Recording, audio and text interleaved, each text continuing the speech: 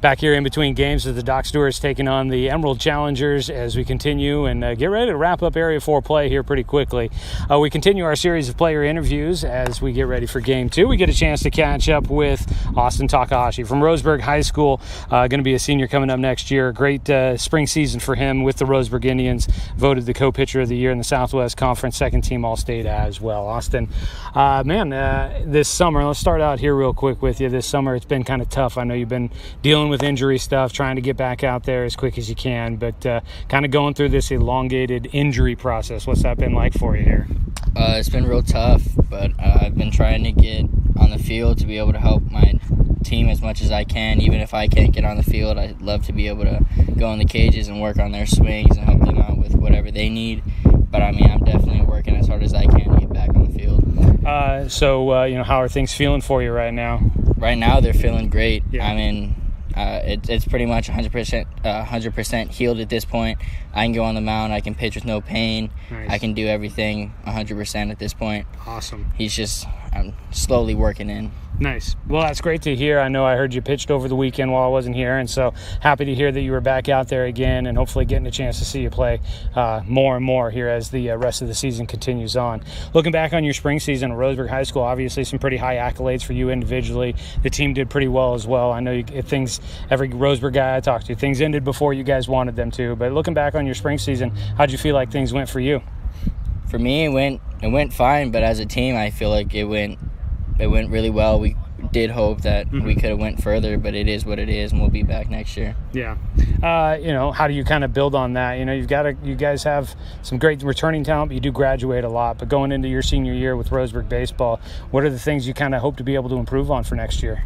Leaders. We're going to need our seniors next year to step up, which is it's going to be tough for us, but we'll make it happen. Yeah.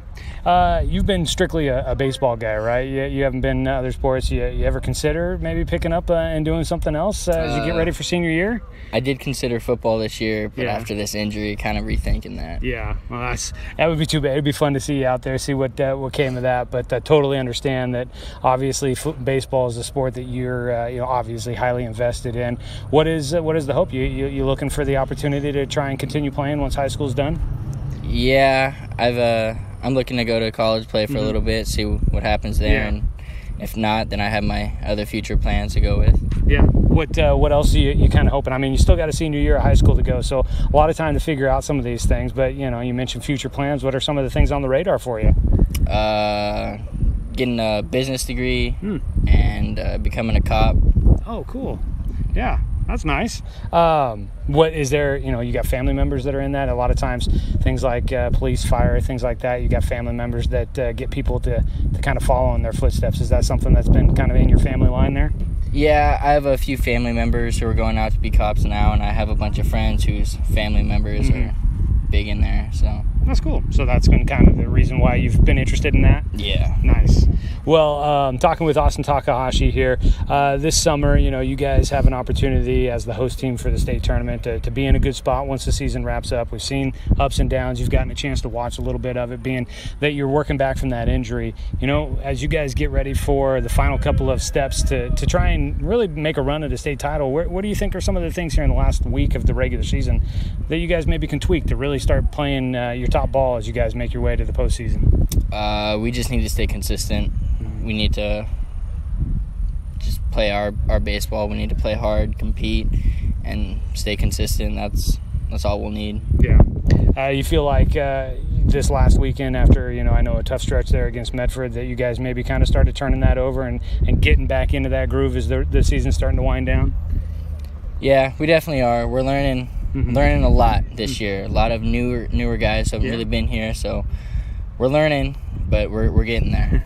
It's time to start putting it all together out there on the field as the season starts winding down. Senior year of high school coming up, thinking about being a senior at Roseburg High School. Is there something that, kind of stands out, something you're excited about, what could be coming up on the horizon as you get ready to, be there and be the big dog on campus? Just excited to get back on the baseball field with them. Yeah. Well, we'll look forward to that. Kind of last question. We'll always wrap up with this. When you're not at the baseball diamond, when you're not thinking about baseball or doing sport, what kind of hobbies do you have? Anything you get into away from sports? I enjoy hanging out with friends. Yeah. One of my best friends, Parker Burke. Yeah. There you go. You guys do anything in particular? We'll go swimming. Yeah. We'll do a bunch of things. Yeah. All right, man. Well, hey, it's always great to get the chance to catch up with you. Let me tell you, I've been doing these for a couple of years with you now, and you're definitely getting the hang of these interview things. So, Austin Takahashi joining us here today. Austin, best of luck the rest of the summer, and we look forward to your senior year there at Roseburg High School. Thank you. All right, Austin Takahashi joining us. We'll come back and get ready for Game 2 of our doubleheader here on 541radio.com and on the Score, 92.3 FM and 1490 AM. Hey there, sports fans. Thanks for watching this local sporting event online at 541radio.com. Did you know there's more than one way to watch games online? You can watch games on your laptop or desktop computer, your tablet, or even your smartphone just by going to 541radio.com. But we also use YouTube to stream all of our video broadcasts, which means you could be watching this game on your big screen TV with a number of different streaming devices. You can stream our live YouTube broadcast through your PlayStation or Xbox gaming device, or through streaming devices like Google Chromecast, Apple TV, or Roku. There's plenty of ways to follow this live local sporting event. Plus, you can find past events archived on 1490 The Score's YouTube channel. Find us on YouTube and subscribe today to keep up with the latest in local sports coverage.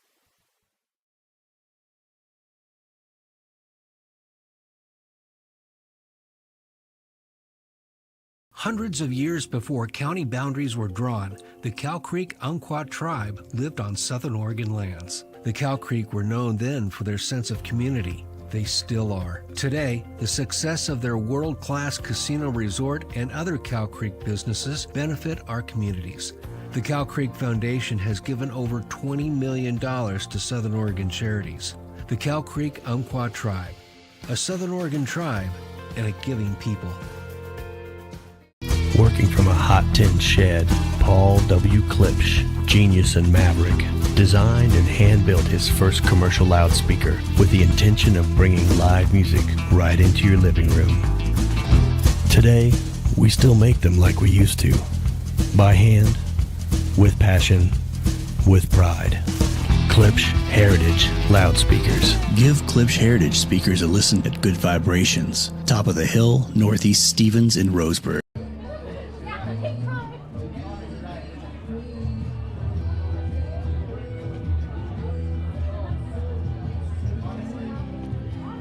Getting ready to go for Game 2 of our doubleheader. First pitch going to be coming up here in just a few moments. As we make our way there, we'll get a look at your Cooper's Pest Control starting lineup here in just a moment. This is our intermission between the two games, brought to you by Roseburg Disposal. Let them make the run of the dump for you. Give them a call at 673-7122. Before we get to our Cooper's Pest Control starting lineups and first pitch, let's go ahead and pause 10 seconds for station identification. This is Doc's Baseball on the Score.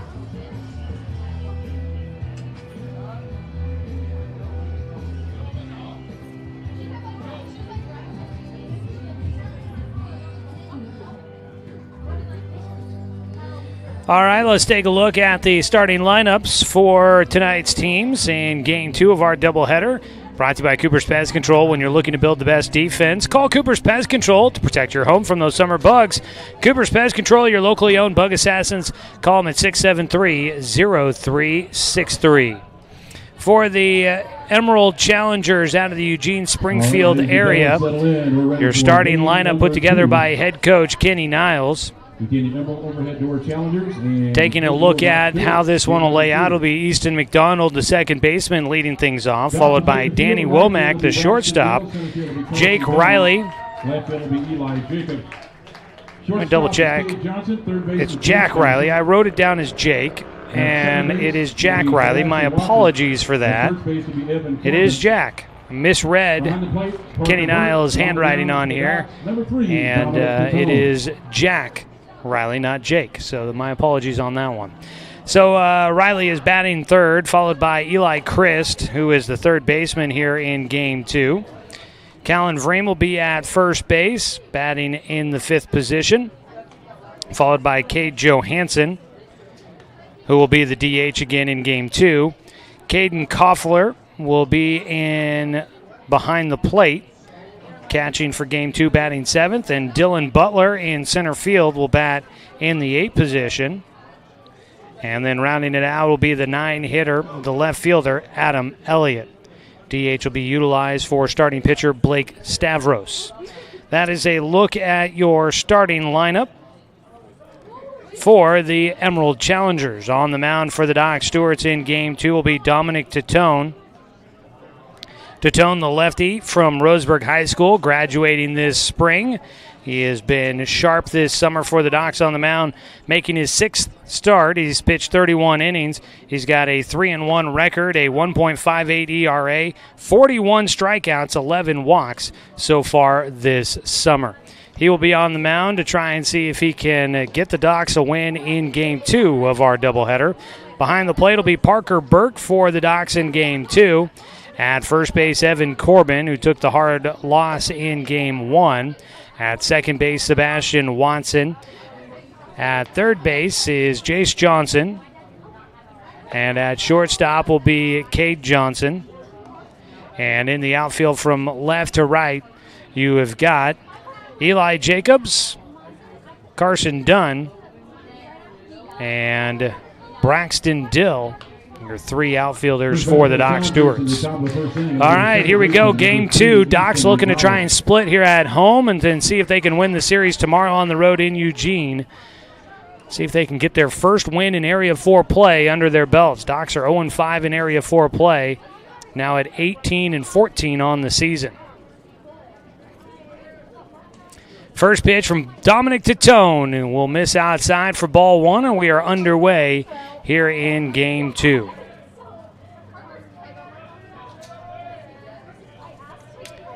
Titone facing the lefty. Easton McDonald will miss outside. It's a 2-0 count. McDonald in game 1 in the leadoff spot was 0 for 4. Reached twice on errors. He'll take a 3-0 count.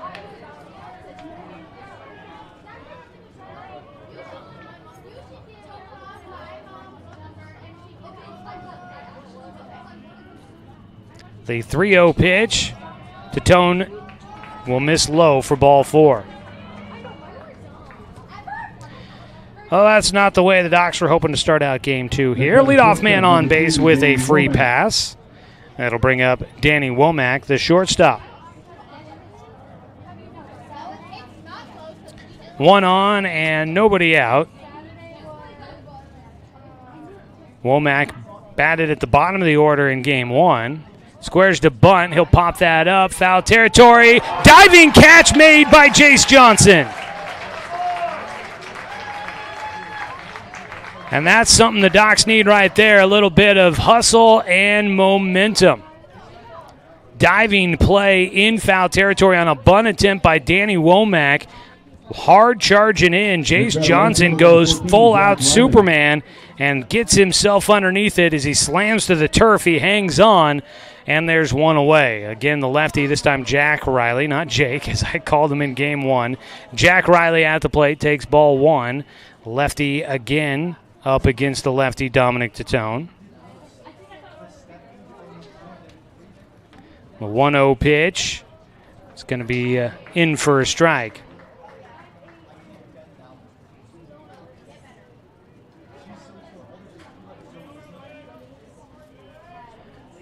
The 1-1 delivery is in the dirt. A 2-1 count now for Riley. Riley starting in right field again. He was out there in game 1.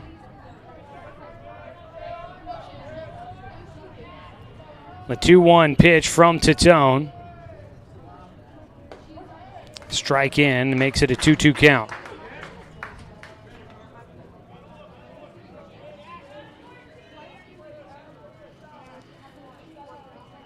Two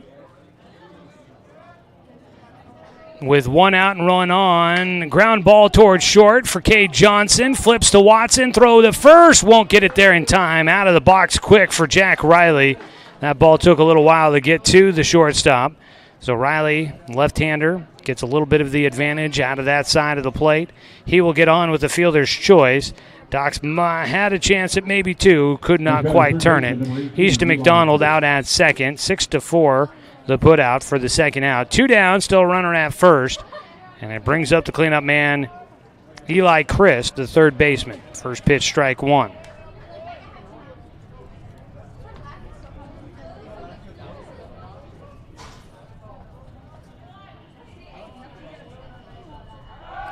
A pickoff throw to first, not going to be in time.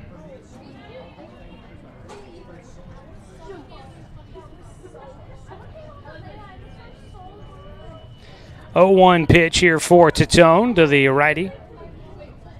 Chris, line drive goes right to Jace Johnson, and he's frozen right in his tracks, able to make that catch as if the bat threw it to him.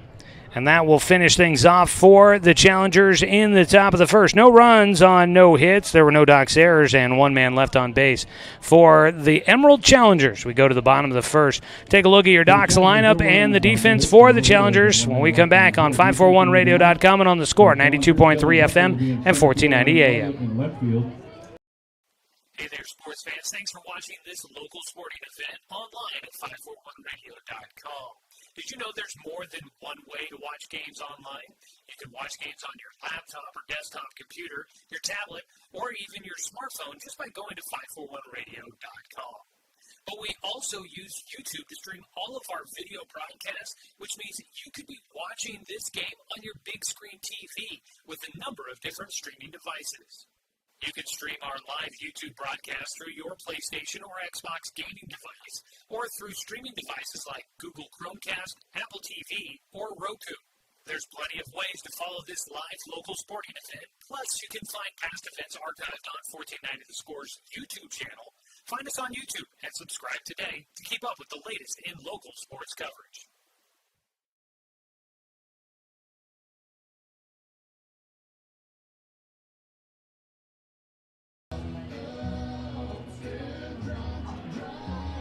Bottom of the first inning, we take a look at your Cooper's Pest Control starting lineup for Jeremiah Robbins and the Roseburg Dr. Stewarts.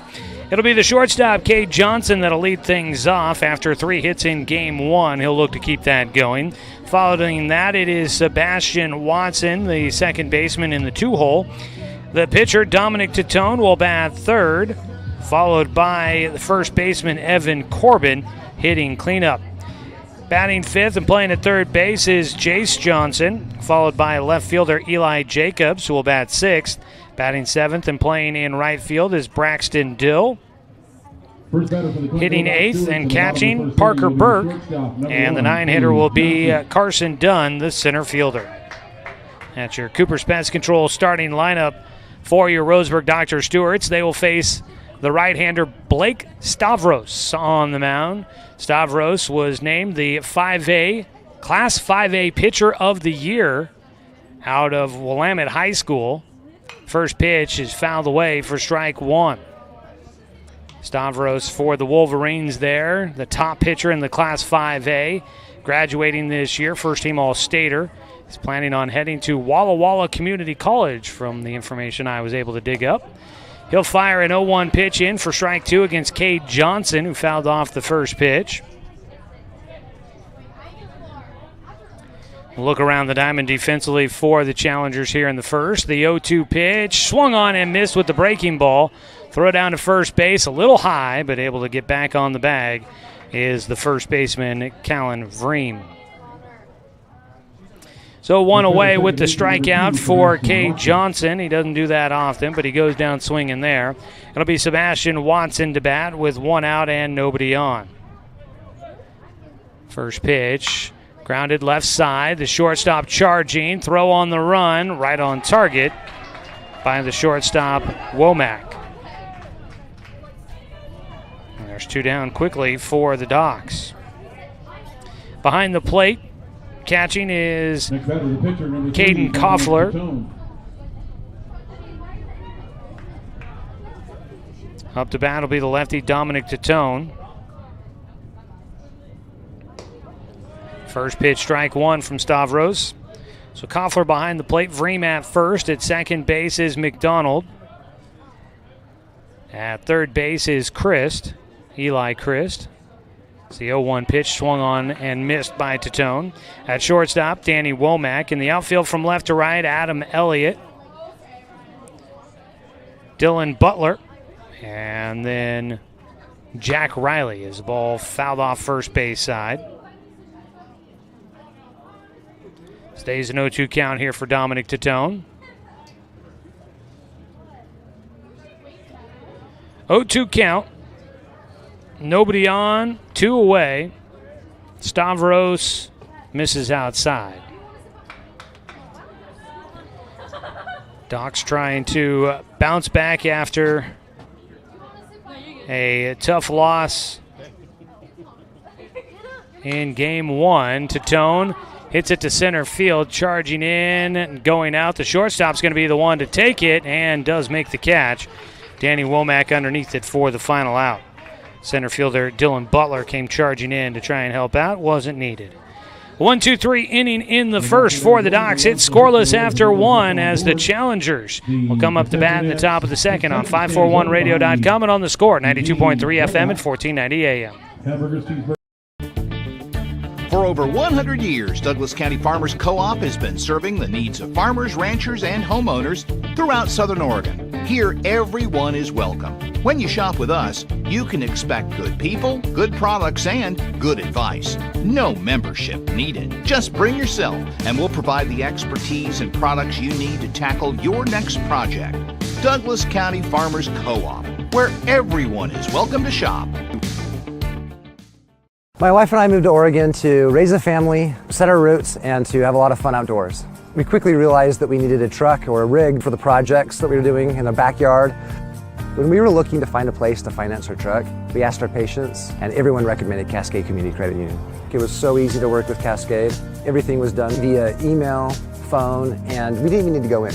I can't wait to finish up the projects in the backyard, go on more adventures in our truck with our boys, and I look forward to working with Cascade again in the future.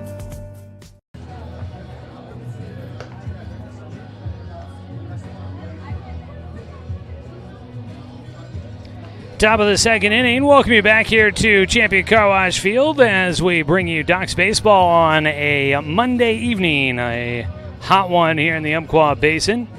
But cooling off as the evening wears on. The shadows starting to stretch out across the field. Doc Stewart's in a scoreless game against the Challengers so far. Tonight's broadcast is sponsored by Good Vibrations Solutions for home theater and automotive audio. You can feel it at Good Vibes. Tonight's game is streaming live online at 541radio.com. Video coverage of Docs baseball presented by the Cow Creek Tribe. Check it out there at 541radio.com or visit 1490 The Score on YouTube for the broadcast as well. First pitch fouled off the front foot of Callan Vreem. Fielded by Jace Johnson, but a foul ball there. Strike 1. So neither team able to do anything in the first inning against the opposing pitching.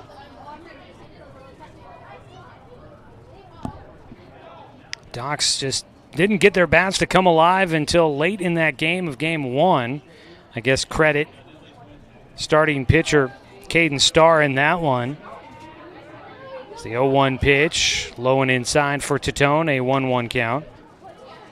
Starr was able to just do enough to make sure the Docs were not effective at the plate. They had 8 hits, but left a lot of guys on in scoring position. As a pitch low, 2 balls and a strike.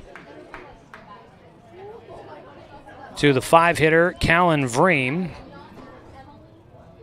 Vreem from North Eugene High School. Graduated in 2021, coming back after a year at the College of the Siskiyous. He takes a pitch on the outside corner for strike 2. Last year in 34 games for Callan Vreem. Had a .202 batting average, 5 doubles, 15 RBI, 9 walks, and 16 strikeouts in his first year of college ball. 2-2, takes high.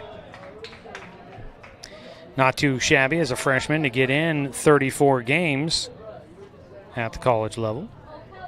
Full count pitch here for Tatone. Ground ball right side. Sebastian Watson takes a step back, has time to fire over to Evan Corbin.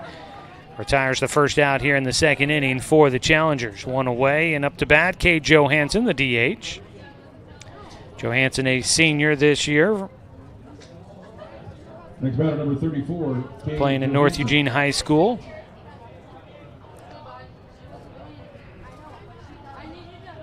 He'll swing and miss at the first pitch for strike one. Then a breaking ball disappeared to the right hitter. Looks as if a number of guys missing today for this Challenger squad. Cooper Mullins not here, it looks like. It's a strike on the inside corner by Titone. Gives him an 0-2 count against Cade Johansson. No Cooper Mullins, no C.J. Smith, Drew Coleman, Sam Oviatt has a pitch too far inside this time. And much like in game one when Evan Corbin had 2 strikes against a hitter, a hit by pitch will put him on base, and that is just brutal. Pitcher ahead in the at-bat. Got a good thing going, and then they put the runner on with a hit by pitch. 1 on, 1 out. Docs will look for a ground ball here. Gabe Uceda also not with the team, it looks like, as you run through the roster for this Challenger squad. First pitch misses, ball 1 to Caden Koffler, the catcher. Koffler got a single at-bat in game 1 as a pinch hitter. He takes a strike. In that at-bat, he grounded one to second base. And it was a ball that was just tough to play there for Sebastian Watson, right at him, though, and he could have had an out, did not get it. This time it's a harder hit ball, and it gets by a diving attempt by Watson at second. Out in right field, Braxton Dill had to slide to get that ball knocked down to keep it from getting by him. Got on him quick out there and slid to get to the ball so that it didn't get by. He was slow to get back up, does fire it back in, and his efforts out there most likely holding Cade Johansson at third base. If that ball gets by, Johansson easily scores on the single by Caden Koffler. Sometimes on the turf here, those balls on the ground can kind of just start picking up steam, and if you don't have the right angle in the outfield, it can be tough to stop. First pitch now to the 8-hitter, Dylan Butler, is high for ball 1. Butler, the center fielder, was hitting in the 2 spot last game, went 0 for 3 with 3 strikeouts. He'll foul off the pitch, a 1-1 count.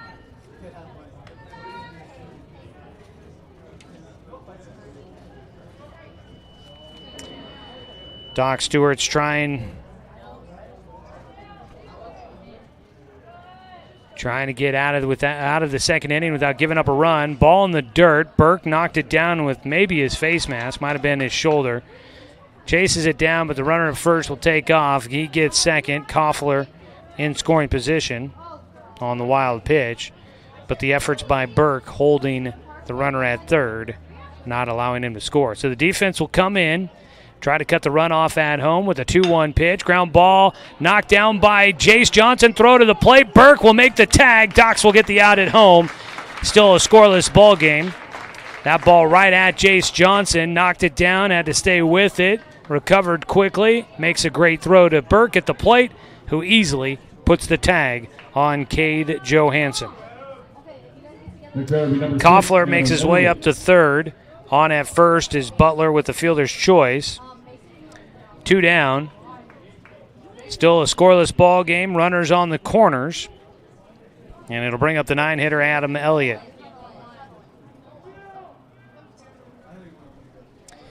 Burke will signal out to the infield what they want to do here with the runners on the corners.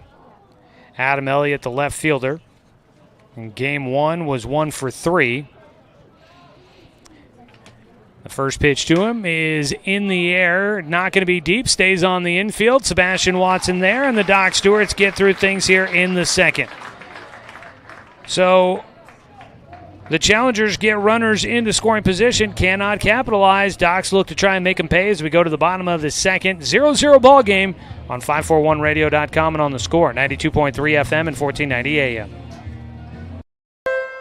Deciding where to purchase your next vehicle is just as important as the vehicle itself. At Roseburg Honda, our seasoned staff is dedicated to matching you with the right car. From sales to service, our goal is to make sure all of your needs are met, and you leave our dealership feeling good every time you visit. No need to waste your valuable time driving up and down the freeway when the ultimate car buying experience is right here at home. Roseburg Honda.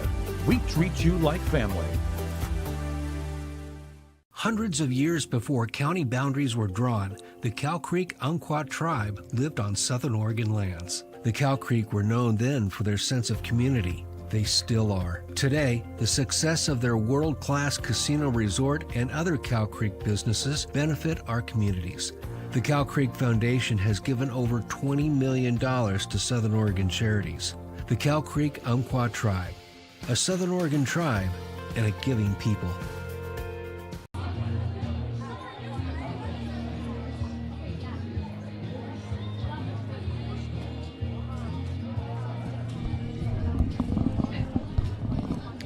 Bottom of the second inning. Docs Baseball here on The Score is sponsored by DC Farmers Co-op, where everyone is welcome to shop.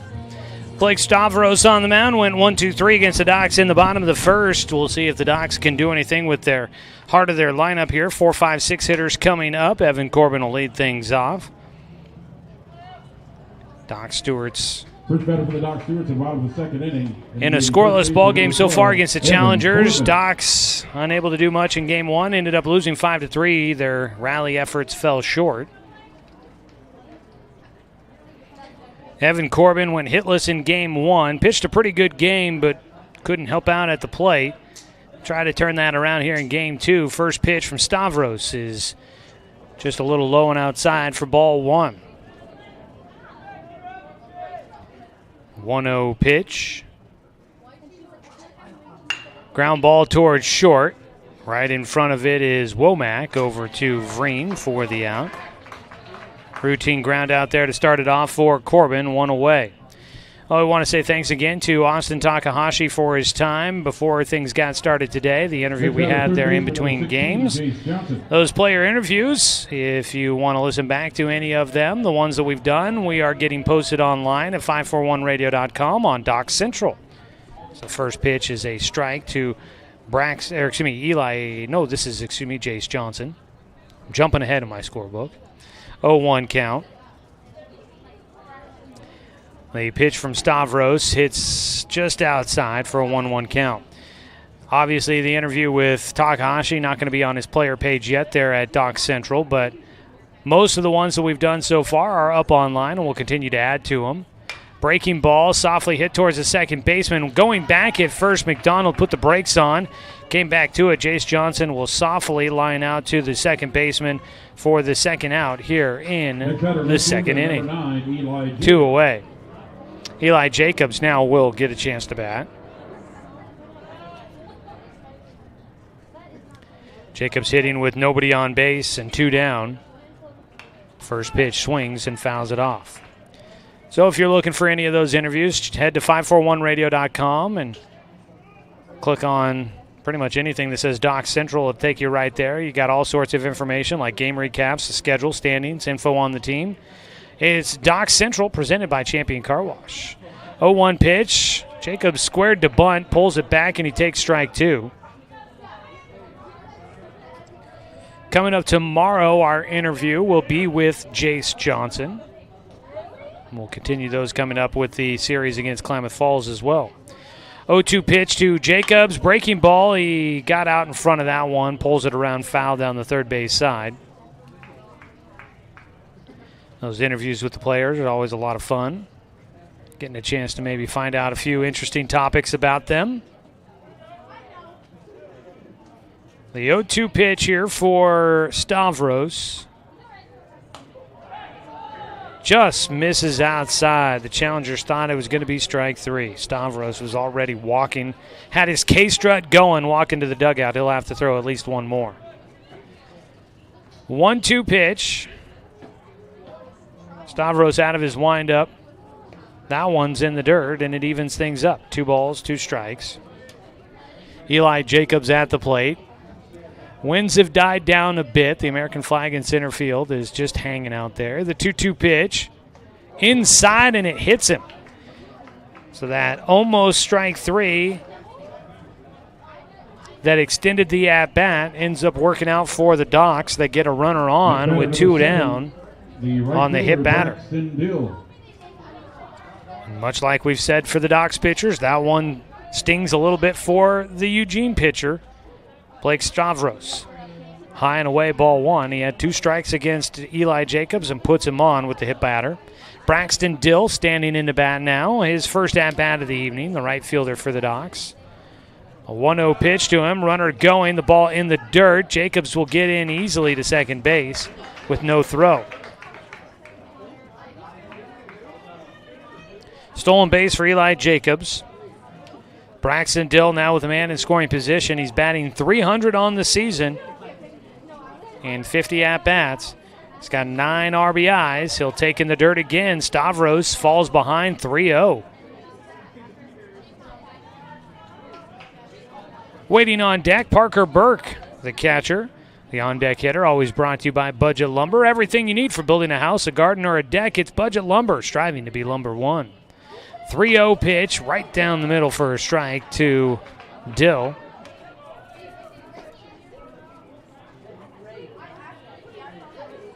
Braxton will wait on the 3-1 pitch here for Stavros.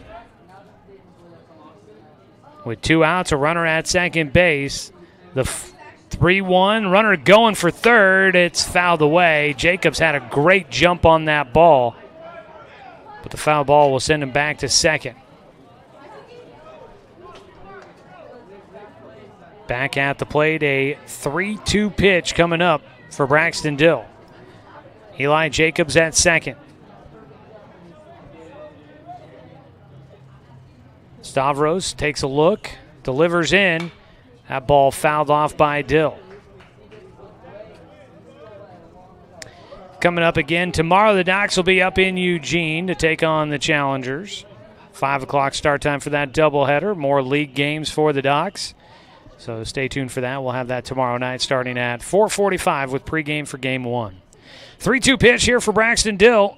He belts this one to left field. That might have a chance if it stays fair to get in. Oh, it would have been extra bases if it stayed fair, but it hooks just foul down the line. I thought maybe it might carry, but pretty sure that one bounces out of the ballpark in foul territory deep down the line in left field. So Braxton Dill back at the plate with the 3-2 pitch coming up again. Dill got around on that one, put a good charge into it, but couldn't straighten it out. 3-2 pitch again for Stavros. He's had to throw quite a few here in the second inning. The full count pitch with Jacobs at second. Breaking ball high for ball 4, and the battle by Braxton Dill earns him a walk. Stavros issuing his first walk in the game. Eli Jacobs reached on a hip batter. And it brings up Parker Burke with runners at first and second. 2 down. Scoreless ball game. Docs trying to see if they can make Stavros pay for it here.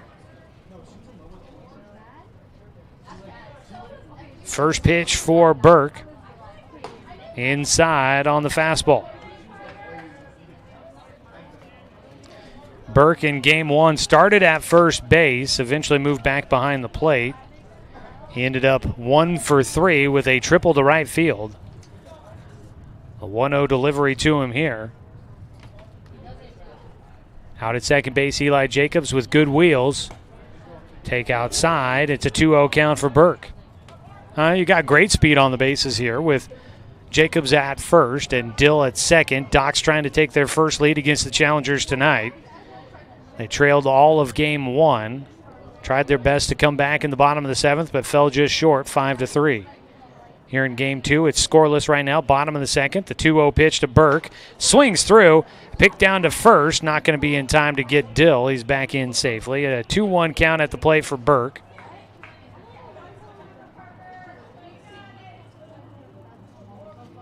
Dill takes the comfortable lead at first. Out at second base, Eli Jacobs. With a 2-1 pitch to Parker. Stavros takes his time, delivers in. Burke fouls that one away as he reaches down low for it. Headed out towards the grass parking lot. Down the right side here at Champion Car Wash Field. 2-2 pitch with 2 outs and 2 on. Bottom of the 2nd. Parker Burke at the plate.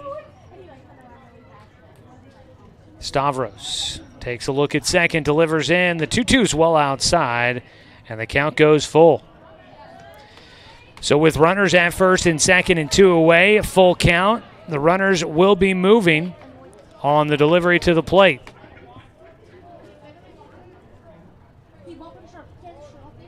3-2 pitch for Stavros is ball 4, and we've got him loaded for Carson Dunn. Hit batter with 2 strikes against Eli Jacobs, put a man on. A walk on a full count pitch to Braxton Dill, who battled through that one, saw multiple pitches. And now Parker Burke does pretty much the same thing to draw a walk. Back-to-back walks with 2 outs, loads them up. And the 9-hitter coming to the plate is a visit out to the mound for Coach Goldagger to go have a talk out there with his pitcher to settle him in and get him throwing strikes again. In that first inning, Blake Stavros went 1-2-3 with a strikeout, a ground out, and a fly ball out on the infield. Docs Baseball tonight, sponsored by DC Farmers Co-op, where everyone is welcome to shop. It's a brief visit out there for Goldagger. Next batter, center field number 8, Carson And it'll bring up Carson Dunn. Dunn, the center fielder. In game 1, he finished 1 for 3. Hit a bounding ground ball through the left side of the infield for a base hit. He takes high for ball 1.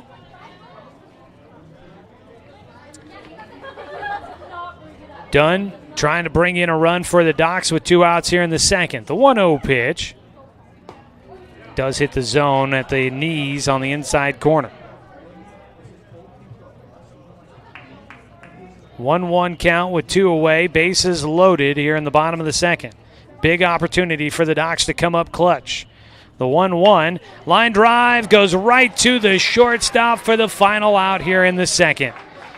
Pretty well hit ball, but goes right to Danny Womack at short. And he did not have to move much to finish off the frame. Docs load him up, can't bring in a run. No runs, no hits. There were no errors and 3 men left on base. We're scoreless through 2. We go to the top of the third on 541radio.com and on the Score, 92.3 FM and 1490 AM. I don't think you realize how much energy you've lost until you start the hormone replacement process. Our energy really started to wane. We were both gaining weight. My sleep pattern got really messed up. One Peak Medical changed our lives individually and as a couple. We're just a lot happier because we feel better. We're not tired and run down, and it just makes our lives easier and happier. Hormone balancing can help with fatigue, anxiety, pain, and much more. Call or book online today at onepeakmedical.com. The innocence of youth. Is there anything any better?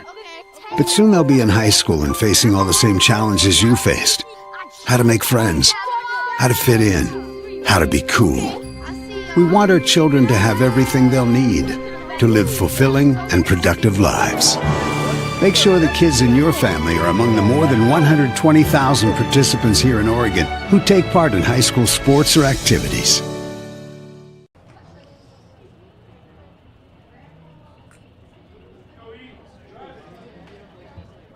Well, neither team able to push a run across so far. We'll go to the top of the third inning. Dominic Titone will face the lefty Easton McDonald to start off things here in the third. McDonald swinging and missing on the first pitch. As we welcome you back, Docs Baseball here on the Score, sponsored by Chuck Swarman Family Auto Repair. Are you ready to go where life takes you? The 0-1 pitch misses outside, a 1-1 count. McDonald reached on a walk to start off the ball game in the first against Dominic Titone. 1-1 pitch outside, a 2-1 count. So far, only 1 hit in this contest. That was a single by Caden Koffler in the second. Titone will miss high, 3 balls and a strike. Both pitchers have hit a batter. Titone has walked 1. Stavros has walked 2. 3-1 pitch here to McDonald will draw a second walk in the ball game. So both pitchers have hit a batter and walked 2 so far. That brings up Danny Womack, the shortstop. He popped out to the third baseman, Jace Johnson, back in the first inning. Johnson making a spectacular play in foul territory, diving to get to a ball that had been bunted into the air by Womack. Kind of similar situation here. Will Womack try to bunt again? He does look for the bunt, doesn't offer, but he takes for strike one. Womack with Easton McDonald on at first in the first inning. Tried to bunt him over. He'll square to bunt again, offers, and misses for strike two. And quickly an 0-2 count here for Womack with one on and nobody out. The 0-2 pitch, a tapper, foul ball. Umpire didn't give a signal right away. It was Burke that got that ball just in foul territory down that first base line from where I was sitting with the posts in the way. I wasn't 100% sure which side of the foul line that was on. Doesn't matter where Burke is for those that maybe don't know all the rules of baseball. It doesn't matter where the player is. It's all about where the ball is and correspondence to that white line down the first and third base sides. And that ball across in foul territory keeps it an 0-2 count here for Danny Womack. The 0-2 pitch from Titone off speed. Looked like he tried to place that one more than pitch it, and that one misses high and outside. So a 1-2 count for Womack. On at first base is Easton McDonald after the leadoff walk here in the third. Scoreless ball game so far. In the dirt, a 2-2 count as Burke knocks it down to hold the runner at first. Shadows are starting to creep out there in left field, and shadows is Eli Jacobs. Some of those shadows stretching out to center field is the 2-2 pitch. Strike three called. Down looking goes Danny Womack. We'll take that sweeping slider on the inside corner for a strike. First strikeout for Dominic Titone today. He gets the first out. All strikeouts by Doc's pitchers are brought to you by One Peak Medical. If you're tired of waiting months to see a doctor, visit onepeakmedical.com to book an appointment today. The lefty at the plate, Jack Riley will bat. He takes high for ball one. Riley reached on a fielder's choice in the first. A ball that was tailor-made for a double play. He just got out of the box quickly and beat out the throw to first. The 1-0 pitch hits the inside corner for a strike. Docs would love another one of those here. Ground ball to try and turn two with. Out at first base is McDonald after the walk. The 1-1 pitch high and away from Titone. 2 balls and a strike. Digging back in, Riley bats from the left side of the plate. Swings and misses at the pitch upstairs. 2-2 count. Went chasing on that one. So Riley back in with a 2-2 pitch coming up from Dominic Titone. The lefty delivers, got him to foul that one away. Nice crowd out here tonight. Good to see folks showing up for the ball game this evening. Maybe a few trickling out after game one, but a good chunk still sticking around. A lot of Eugene fans here in attendance. 2-2 pitch is high. Count will go full for Jack Riley. Apologize again for calling him Jake throughout game one. Those are two names that always seem to trip me up. Jack and Jake. I always mix them up for some reason. Full count pitch here for Titone. Runner going. Swing and a miss. Throw down to second base. Got him. Strike him out. Throw him out. Docs get out of the top of the third with a little bit of defense. And we will head to the bottom of the third inning with a scoreless ball game. Docs leading with the top of their order when we return on 541radio.com and on the Score, 92.3 FM and 1490 AM. Years before county boundaries were drawn, the Cow Creek Umpqua tribe lived on Southern Oregon lands. The Cow Creek were known then for their sense of community. They still are. Today, the success of their world-class casino resort and other Cow Creek businesses benefit our communities. The Cow Creek Foundation has given over $20 million to Southern Oregon charities.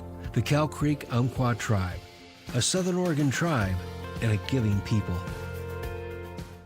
Working from a hot tin shed, Paul W. Klipsch, genius and maverick, designed and hand-built his first commercial loudspeaker with the intention of bringing live music right into your living room. Today, we still make them like we used to. By hand, with passion, with pride. Klipsch Heritage Loudspeakers. Give Klipsch Heritage speakers a listen at Good Vibrations, top of the hill, Northeast Stevens in Roseburg.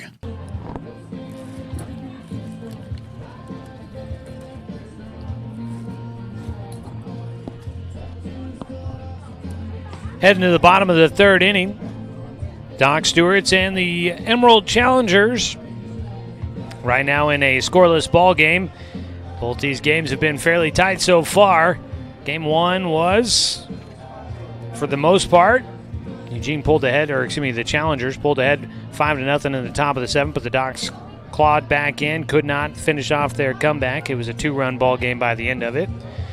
Here, a scoreless ball game going to the bottom of the third, so another tight one between two pitchers.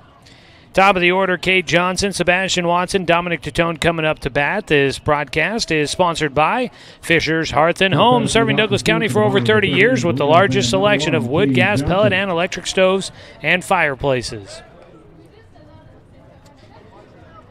So top of the order, going through the lineup for a second time. Docs left the bases loaded in the second after getting the benefit of a hit batter and a couple of walks from Blake Stavros, still on the mound. He'll fire in his breaking ball low for ball one to Cade Johnson, who struck out in the first. Johnson had a pair of doubles in game one. 1-0 pitch to him. He'll take low again.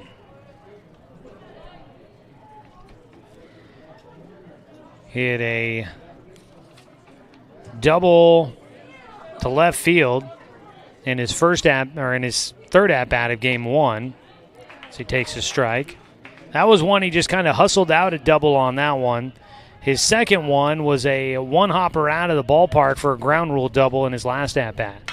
He puts this one in the air out towards left field. Going back is Elliott. Looks like he's got a read on this one. Makes a basket catch for the first out here in the third for the Docs.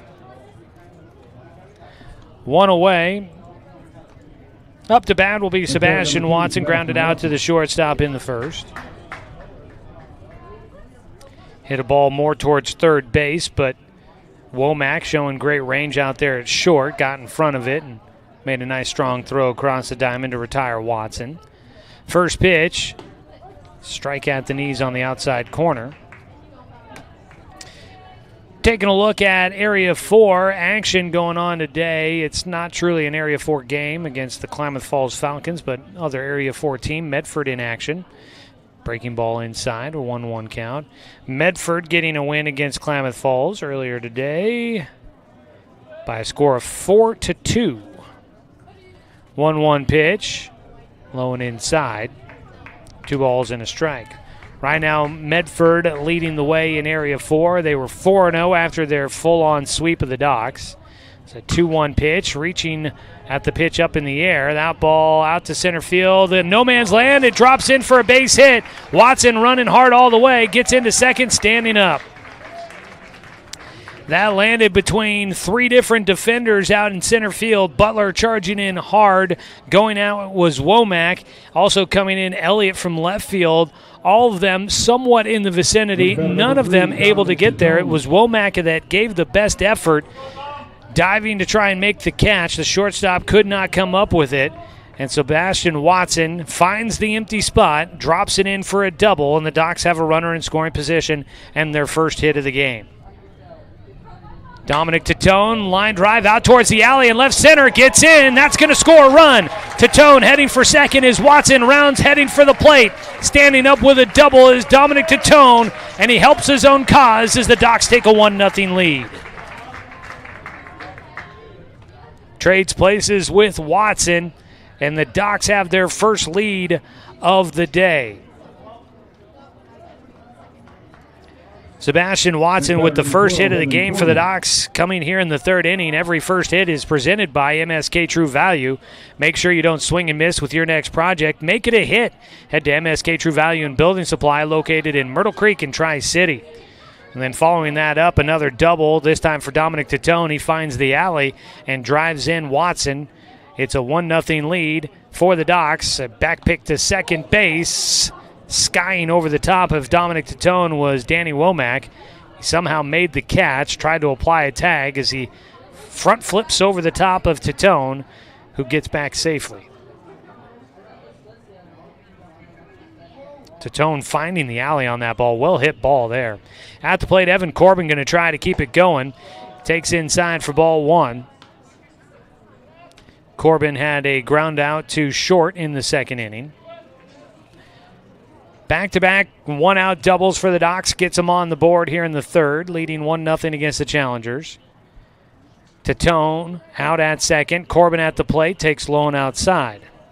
2-0 count for Blake Stavros. Stavros, the 5A pitcher of the year for the entire state in the 5A classification out of Willamette High School. His 2-0 delivery to Corbin. Corbin, grounder, slow roller towards short. They're going to go to third to try and get Titone, and they will. Titone tries to get in front of that one to disrupt the shortstop and instead gets thrown out at third. So that's not the trade the Docs would have liked to have had. Corbin will get on with a fielder's choice. And out 6-5 is Titone at third base. 2 down. That'll bring up Jace Johnson. Popped out to the second baseman in the second. He will take outside and low for ball one. So we talked with Austin Takahashi in between games today. Jace Johnson will be our interview subject coming up tomorrow. So stay tuned in between games tomorrow for our doubleheader against the Challengers. You'll get a chance to hear more from Jace. Outside in the dirt, knocked down and picked up quickly by Koffler. That holds Corbin out at first base. 1-0 lead for the Docs here in the bottom of the third inning. So they take their first lead of the day against the Challengers. Trying to get a split at home. Throw to first gets away. Corbin's going to get up and run. That ball kicks towards right field. Corbin in at second base. He'll hold there. So a throwing error moves a runner up 90 feet for the Docs. That pickoff throw can always be dangerous here at Champion Car Wash Field. First error for the Challengers in game 2. They had one in game 1. 2-0 pitch here for Stavros. Jace Johnson at the plate with a man in scoring position. Swings through the breaking ball for strike one.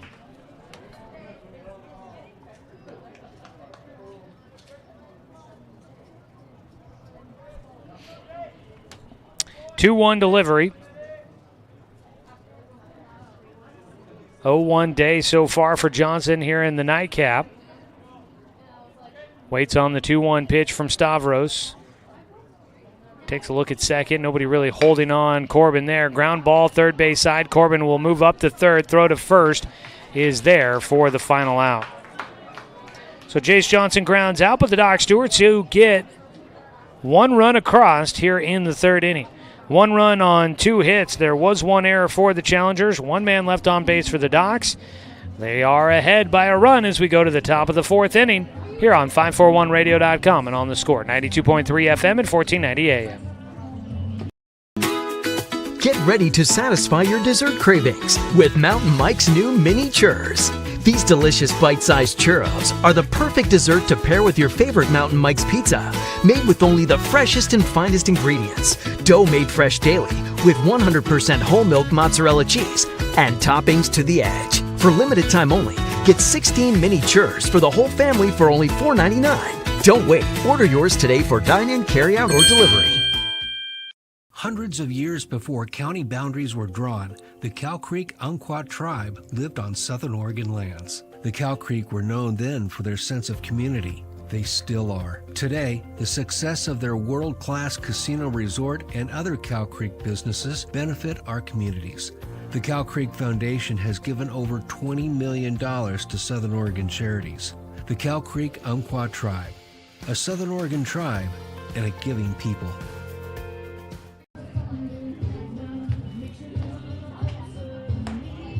Champion Car Wash Field, the site for today's doubleheader against the Emerald Challengers. Doc Stewarts have their first lead of the day after falling in game 1 5-3. They lead 1-0 right now against the Challengers. Dominic Tatone helping his own cause with an RBI double there in the bottom of the third. He retakes the mound to face the cleanup man Eli Christ to start things here in the top of the fourth. First pitch to Christ, swung on and missed for strike one. Christ lined out to third baseman Chase Johnson in the first inning, ending things there for the Challengers. Tatone now standing in shadows on the mound, delivers the 0-1, a breaking ball that he airmails to the plate for a 1-1 count. Shadows now covering most of the left side of the diamond. Third base in shadows, shortstop Kate Johnson in shadows, left fielder Eli Jacobs, and center fielder Carson Dunn in shadows from the trees as the sun starts making its way to the horizon.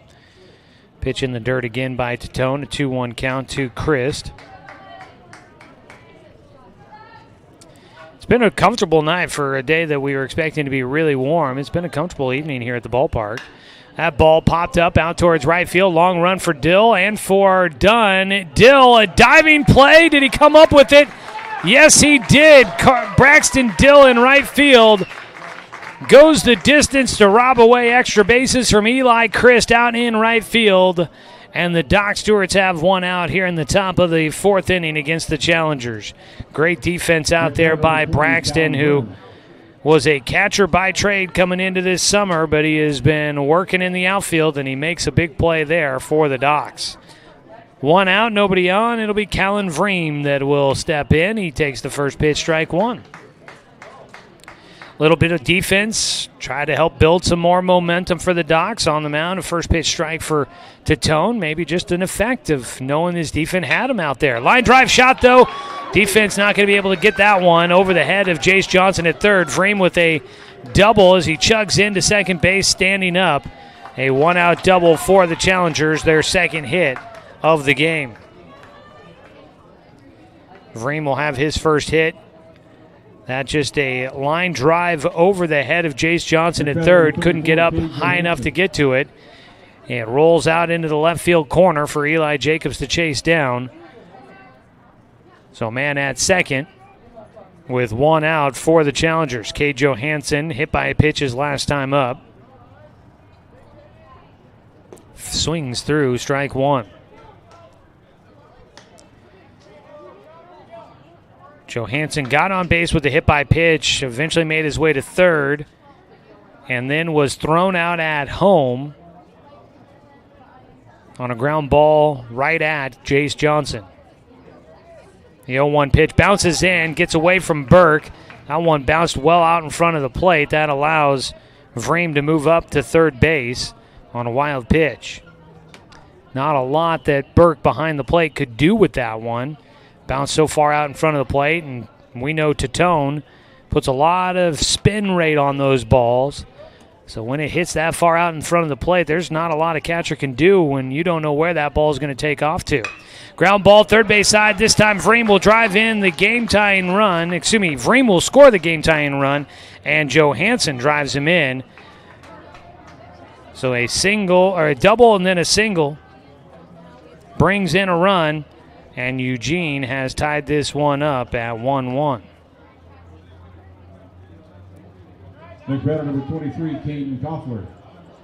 So man at first, a 1-1 ball game. Challengers did not let the Docs hang on to a lead for long. First pitch, strike one to Caden Koffler, who had a single in the second. Vreem scores on the single by Johansson, who's on at first. The 0-1 pitch from Tatone high.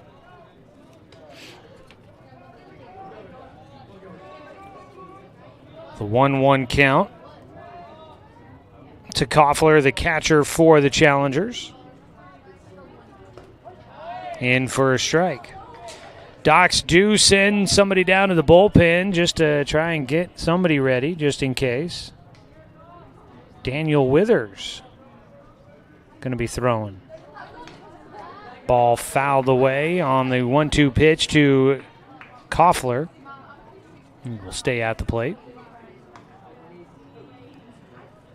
So So the Docs have Daniel Withers out there throwing.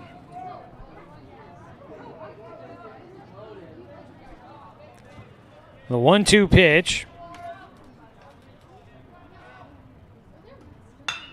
Line drive. Gets into center field. They had the deke on by Sebastian Watson. It even got me. I thought maybe he had a chance at that ball. Watson faking as if he maybe did have a play to make and maybe was going to get a chance to throw back to first to double off Johansson. That slowed him up a moment. I don't think Johansson was going any further than second base. 3 straight hits for the Challengers, and Caden Koffler has a 2-for-2 game going. Runners at first and second with 1 away. Doc's desperate for a ground ball to try and turn 2 with here. Visit out to the mound for Parker Burke to talk with Dominic Tatone. Tonight's ball game, sponsored by Cascade Community Credit Union, belong to Douglas County. And by our friends at Dr. Alanson Randall's office. The dentist is accepting new patients. So if you are looking for a new dentist, give them a call at 541-378-6694. After the visit to the mound for Burke, here comes a mound visit for Jeremiah Robbins, the head coach for the Dr. Stewarts. To tone into the 4th inning here. He doesn't give up the baseball right away, so this may just be a procedural visit here for Robbins to talk about what they want to do, how they want to approach things with 1 out, 2 runners on, and the center fielder Dylan Butler at the plate. Butler was the one that grounded to third base that resulted in an out at home plate. He got on with the fielder's choice. So he'll see if he can try and maybe get one in for a hit, see if they can score Johansson from second. Now, Johansson is a big guy out there, and Sebastian Watson's not a big guy. Cade Johnson's a fairly decent-sized guy. He's probably over 6 foot. But Cade Johansson makes them both look miniature out there. I think I saw that he was listed at 6'8" on the high school roster at North Eugene. So he's a big guy, and he made them both look small out up the middle there. First pitch now to Dylan Butler is in for a strike. He showed a bunt, offered, and did not connect. Strike 1 for Butler. So I brought up that 6'8" out at second base, and he's got some heft to him. May not be the fleetest of foot out there on the bases, but if he's anything like the former big man for the Docs, Jonathan Stone, those long legs and long strides can get you going once they get up and moving. So a base hit could maybe bring in Johansson from second. Dylan Butler at the plate with a 1-1 count, 1 away. A 1-1 ball game. That ball hit out towards right center on the run. A catch made by Carson Dunn. Johansson tags and will head to third. The throw comes in. He'll only get up 90 feet. Another great play by the Docs outfield. Diving to get to that ball. Carson Dunn robs it away. 2 outs. Adam Elliott will bat with runners on the corners. A 1-1 ball game. Elliott could try and give the Challengers a lead back in their favor with a base hit here. We'll see what the Challengers try to do with runners on the corners. Behind the plate, Parker Burke threw out a runner to end things in the 3rd inning. First pitch, strike 1 to Elliott. Docs also had a run, threw out a runner in the first game. So runners stealing second have been caught a couple of times for the Challengers here in this twin bill. The 0-1 pitch to Elliott is high from Tatone, a 1-1 count. Daniel Withers still throwing in the bullpen for the Docs. Withers with limited appearances this summer so far. The 1-1 pitch here from the lefty Tatone. Misses just a bit high, 2-1 count. This summer to Withers out there. He's pitched 1 1/3 innings. 2-1 delivery. Squaring the bunt here is Elliott. He pulls it back. He swings a big cut on the breaking ball. He went after that pitch and missed badly on the big cut for a 2-2 count. With 2 down, Tatone almost has worked his way out of this one. Dahm will come set, runners on the corners. The 2-2 pitch is softly hit, foul down the first base side. A little luck on the side of the Docs there. If that's fair, that's easily a hit, as it was just lofted over the top of Evan Corbin at first. There was nothing he could do about that one. Thankfully, it just drifts into foul territory. So the count stays 2-2 for the 9-hitter Adam Elliott. He flew out to the second baseman in the second inning. He bats here in the fourth, runner going from first. And I don't know if they called a balk there or not, but Titone almost let the runner go to second. I didn't see the umpires throw their hands up as if it was a dead ball, but the runner from first easily takes second as Titone stepped off. At the plate, though, it doesn't matter. Swing and a miss as Adam Elliott goes down with the strikeout. Third K in the game for Dominic Titone. Strikeouts are brought to you by One Peak Medical. Book an appointment with a doctor today at onepeakmedical.com. Doc Stewart's get through the fourth inning. They do give up the lead, but it remains tied 1-1 as we go to the bottom of the fourth on 541radio.com and on the Score 92.3 FM and 1490 AM. I moved to Oregon to raise a family, set our roots, and to have a lot of fun outdoors. We quickly realized that we needed a truck or a rig for the projects that we were doing in the backyard. When we were looking to find a place to finance our truck, we asked our patients, and everyone recommended Cascade Community Credit Union. It was so easy to work with Cascade. Everything was done via email, phone, and we didn't even need to go in. I can't wait to finish up the projects in the backyard, go on more adventures in our truck with our boys, and I look forward to working with Cascade again in the future.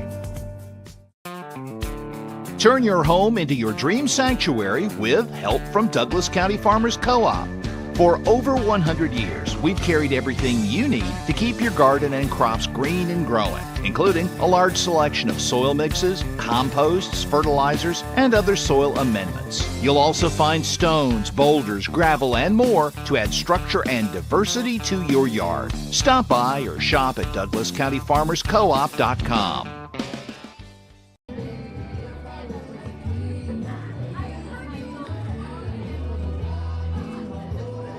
Heading to the bottom of the fourth inning, Docs Baseball here on 541radio.com and streaming on our YouTube channel. Thanks to sponsorship from the Cow Creek Tribe. Just checked in to see what we had going on the video stream and noticed this comment left by Gary Selby. We appreciate him tuning in. He's a former coach there at North Eugene and for the Challengers. You walk in and the first thing you see is Gary Selby Field there at Sweet Johnson Stadium. So, Gary, thanks so much for tuning in, and thanks for the comment. Great to have you with us here as you follow your Challengers here tonight. They tie things up in the top of the fourth inning, a 1-1 ball game. Docs coming up in the bottom of the fourth, looking to try and regain the lead with Eli Jacobs at the plate to lead things off against Blake Stavros on the mound. First pitch swinging, popped up, back behind home, gets out of play. Trying to chase that one down is Koffler, runs out of room. So it'll be an 0-1 count here for Jacobs to start things off in the bottom of the fourth. Stavros into his fourth inning of work. He's given up one run on 2 hits. The 0-1 pitch is low for a 1-1 count. Stavros, he's given up the 1 run on 2 hits. He has issued 2 walks. He's hit a batter, and he's got 1 strikeout.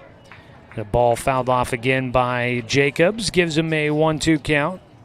The 2 hits in the ball game for the Docs are back-to-back doubles there in the third inning. They did those with 1 out, and that got them a run to had a 1-0 lead in the bottom of the third, but give it right back in the top of the fourth.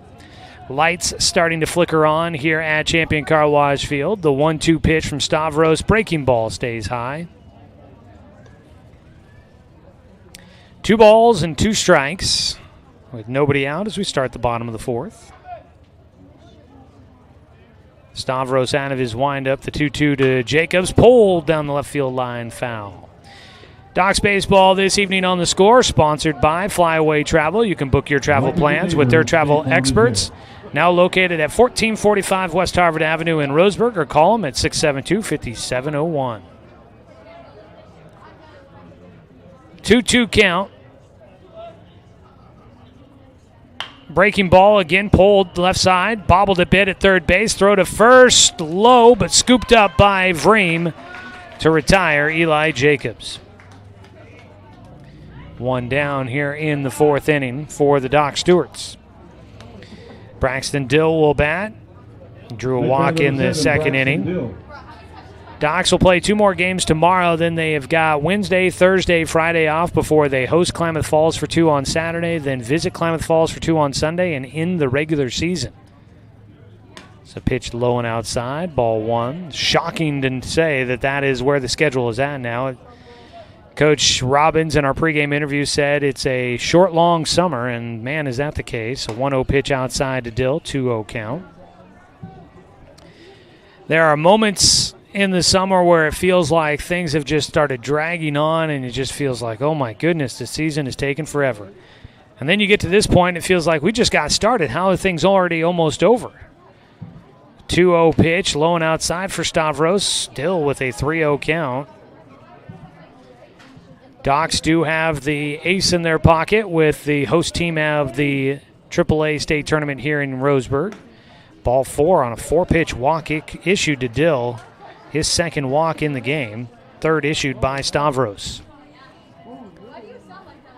So the Docs, while they don't necessarily need to win games, you obviously want to prove that you can beat teams in the state of Oregon and build some momentum going into the postseason. Everybody wants to try and earn their way to that state tournament, and the Docs don't want the free pass to be assumed that they don't belong there. First pitch, strike 1, running for second. The throw gets away into center field. Got to get up. Oh, not going to have a chance to try and take an extra base. Braxton Dill wasn't up, and also coming in to cover. Butler, the center fielder, was right there to back that one up. So a stolen base for Dill. Strike at the plate for Parker Burke. 1 out with a man in scoring position now for the Docs. 1-1 ball game here in the fourth. Burke walked in his only at-bat so far tonight in game 2. The 0-1 pitch inside to him. 1-1 count.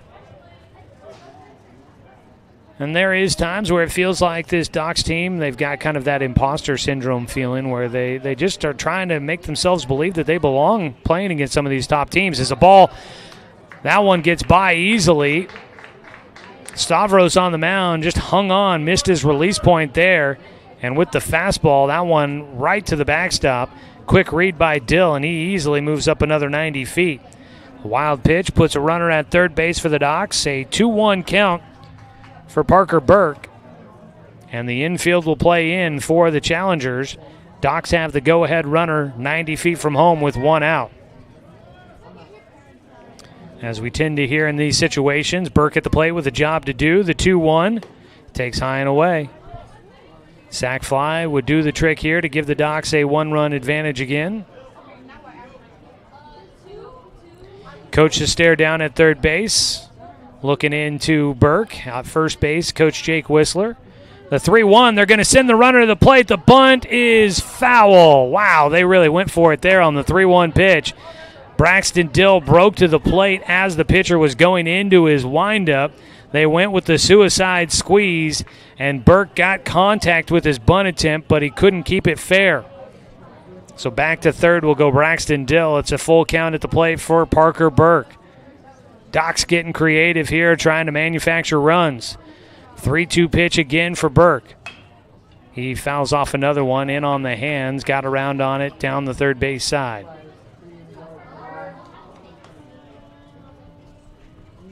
One of the more exciting plays in baseball, that suicide squeeze. You got to make sure you make contact. Otherwise, you might hang your runner out to dry. Again, the full count pitch from Stavros, and again, a foul ball by Burke. That one again down the third base side. Third batter up to bat here in the fourth inning for the Docs in a 1-1 ball game against the Challengers out of the Eugene Springfield area. Full count for Stavros. That line drive to left field, gets in, scoring will be Dill. Docs back in front, 2-1. RBI single for Burke, his first hit of the game. Just the third hit of the game for the Docs. Burke battling at the plate, fouled off a few, finally got one timed up right, and his line drive drops right in front of Adam Elliott in left. Nothing he could do to try and save the run. Braxton Dill, after a walk, a stolen base, and a wild pitch, moved him to third. He comes in to score. Docs lead 2-1. Carson Dunn will bat. He lined out to the shortstop with the bases loaded in the second. Kind of an unlucky spot. Didn't smash it to the shortstop, but hit a pretty solid line drive, and it just happened to go right to shortstop Danny Womack. Dunn at the plate with the 0-1 pitch coming here from Stavros. Breaking ball, Dunn swings through it.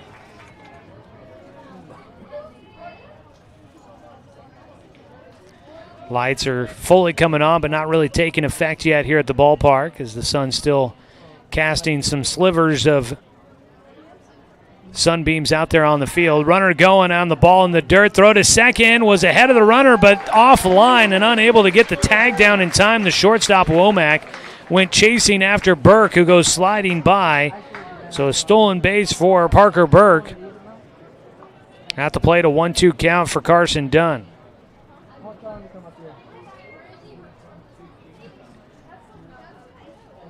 Stavros, 1-2 pitch. Time called before he delivers.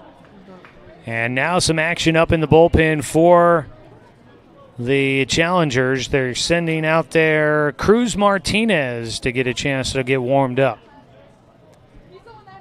The 1-2 here for Stavros, swung on and fouled away. Stays a 1-2 count for Dunn. Docs did have Daniel Withers throwing in their bullpen earlier. Any pitching changes are brought to you by Chris Hubbard State Farm Insurance. Visit chrisinsures.com for a quote today.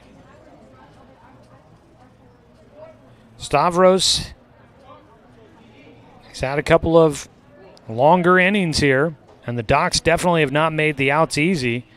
Battling deep into counts and fouling off a lot of balls for Blake Stavros so far tonight.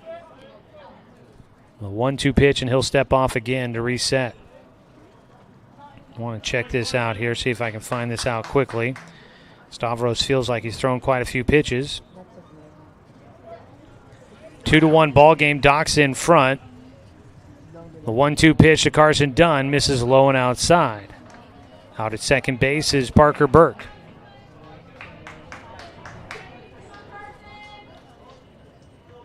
So on the mound, Blake Stavros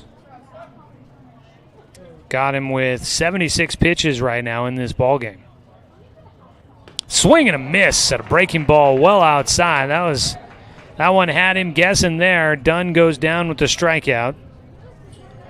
Just the second strikeout in the game for Stavros. 2 away. Top of the order will come back up. Cade Johnson 0 for 2 in this one after having 3 hits in game 1. So Stavros up to 77 pitches in this ballgame. That's a decent amount through 3 2/3. First pitch bounces in the dirt for him. Well short of the plate for ball 1 to Cade Johnson. Also has felt like Dominic Titone has thrown a decent number, and Titone through 4 innings, he's at 70 pitches, so he's done a little bit better, but both pitchers have been forced to go deep into some counts. A 1-0 pitch to Johnson. Ooh, takes a pitch. It didn't look too shabby there. 2-0 count.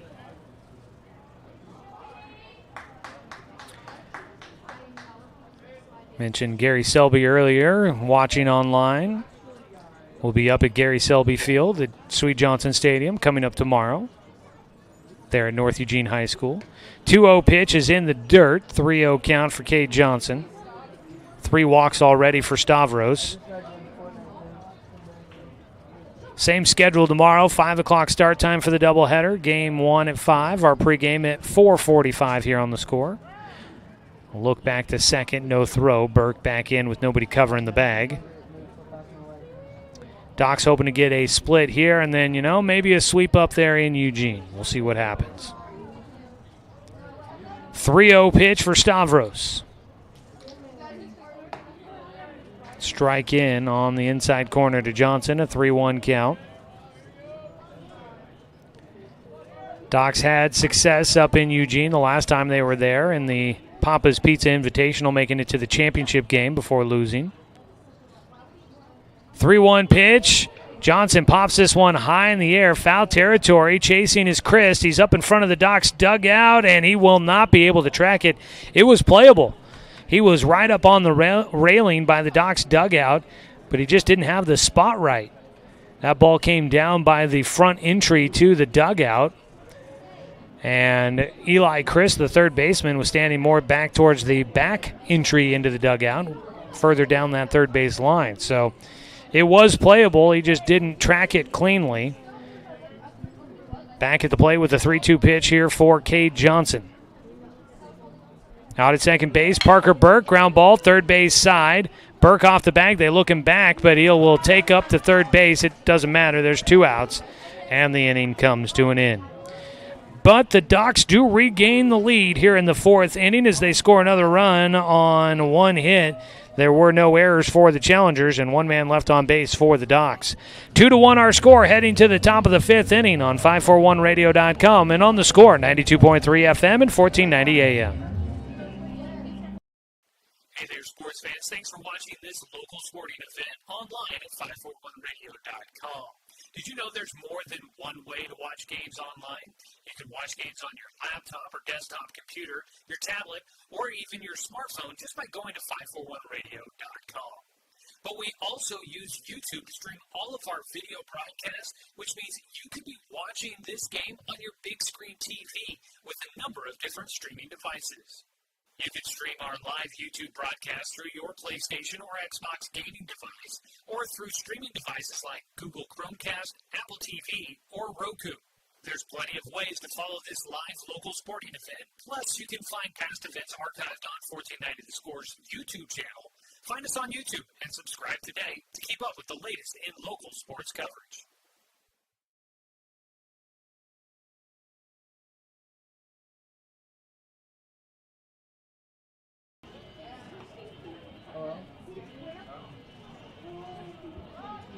Go to the top of the 5th inning. The first batter for the Challengers, number 3, Easton McDonald. Top of the 5th inning. Docs in front of the Challengers, 2-1. Joey Keyran here with you from Roseburg at Champion Car Wash Field. Top of the order, due up here for the Challengers. Easton McDonald slaps at the first pitch he sees. Fouls it away for strike 1. Today's ball game sponsored by Barnes Heating and Cooling, your complete energy company. Visit barnesheatingandcooling.com or call them at 541-459-1545. The 0-1 pitch misses for a 1-1 count. At the top of the order, Easton McDonald has walked twice. Stands back in with the 1-1 count. The pitch hits the outside corner for strike 2. Dominic Titone still out there throwing into his 5th inning of work. They do have, it looks like, Daniel Withers out there throwing still. Pitch bounces in for Titone, a 2-2 count. It's been a warm one out here. I could see where guys are getting a little fatigued. Daniel Withers out there throwing. He's been up a couple of half innings here, so he seems to be loose and ready to go here on this warm night in Roseburg. Dropping to about 90 degrees right now. Expected to cool off the rest of the week. 2-2 pitch here for Dominic Titone, the lefty to the lefty. Another one bounces in and off the face mask for the catcher. I think it might have got him in a different spot. Parker Burke everybody giving him a moment to let the pain subside. I think he might have worn that one off his shoulder, his right arm. It'll be a full count for Easton McDonald here in the top of the 5th inning. The Challengers trailing by a run. Docs with 1 in the 3rd. Eugene tied it in the top of the 4th, and then the Docs got it back in the bottom of the 4th inning. Swing and a miss on the 3-2 pitch, and Dominic Titone will set down Easton McDonald with his third, make it fourth strikeout of the game for Tatone. And again, all strikeouts by Doc's pitchers are brought to you by One Peak Medical. Don't strike out when it comes to your medical needs. Visit onepeakmedical.com to book an appointment today. Danny Womack will bat the shortstop. Will take a breaking ball at the knees for strike one. He is 0 for 2 in the game, struck out looking in the third. 0-1 delivery by Tatone. That ball slapped right side, goes right to Evan Corbin, the first baseman. All he had to do was react and get the glove up in time, and that one right at him for the second out. Had a few of those here tonight, it feels like. Line drive, he took one step to his left and was in the perfect spot. Off the bat by Danny Womack. He is out number 2. There is nobody on for the lefty Jack Riley, who will bat.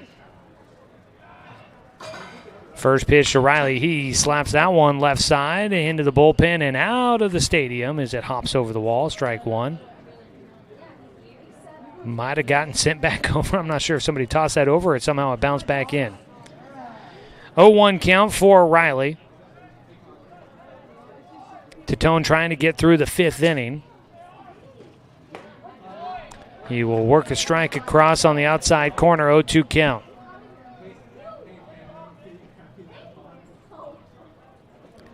With 2 down, there are no runners on base for the challengers. At the plate, the 3-hitter Jack Riley. The 0-2 pitch sails in, a 1-2 count. Docs have the top of their order. Sebastian Watson, Dominic Tatone, Evan Corbin. 2, 3, 4 hitters coming up in the bottom of the 5th inning. The 1-2 pitch here for Tatone with 2 away. Ground ball, hard hit, right to Sebastian Watson, though. He's got some time, rifles it over to Evan Corbin, and that will wrap things up here in the top of the 5th inning. So the Doc Stewarts get a clean one, a 1-2-3 frame for Dominic Tatone. No runs, no hits, no errors. Nobody left on base. We will head to the bottom of the 5th. Docs up by a run on 541radio.com and on the score, 92.3 FM and 1490 AM. For over 100 years, Douglas County Farmers Co-op has been serving the needs of farmers, ranchers, and homeowners throughout Southern Oregon. Here, everyone is welcome. When you shop with us, you can expect good people, good products, and good advice. No membership needed. Just bring yourself, and we'll provide the expertise and products you need to tackle your next project. Douglas County Farmers Co-op, where everyone is welcome to shop. My wife and I moved to Oregon to raise a family, set our roots, and to have a lot of fun outdoors. We quickly realized that we needed a truck or a rig for the projects that we were doing in our backyard. When we were looking to find a place to finance our truck, we asked our patients, and everyone recommended Cascade Community Credit Union. It was so easy to work with Cascade. Everything was done via email, phone, and we didn't even need to go in. I can't wait to finish up the projects in the backyard, go on more adventures in our truck with our boys, and I look forward to working with Cascade again in the future. First batter for the Roseburg Doc Stewarts in the bottom of the 5th inning. Lead number 2, Sebastian Joey Watson. Kieran with you here on this Monday evening in the Umpqua Basin. Thanks everybody for tuning in and joining us, whether you're listening on the radio or watching online at 541radio.com, where Docs Baseball is presented by the Cow Creek Tribe. Up to bat for the Doc Stewart, Sebastian Watson belts one high in the air on the first pitch out to left field. Circling underneath it, Adam Elliott is there to make the catch for the first out in the bottom of the 5th. Docs lead 2-1 over the challengers as we welcome you back here. This evening's ball game is sponsored by Barnes Heating and Cooling, your complete energy company. Visit barnesheatingandcooling.com or call them at 541-459-1545.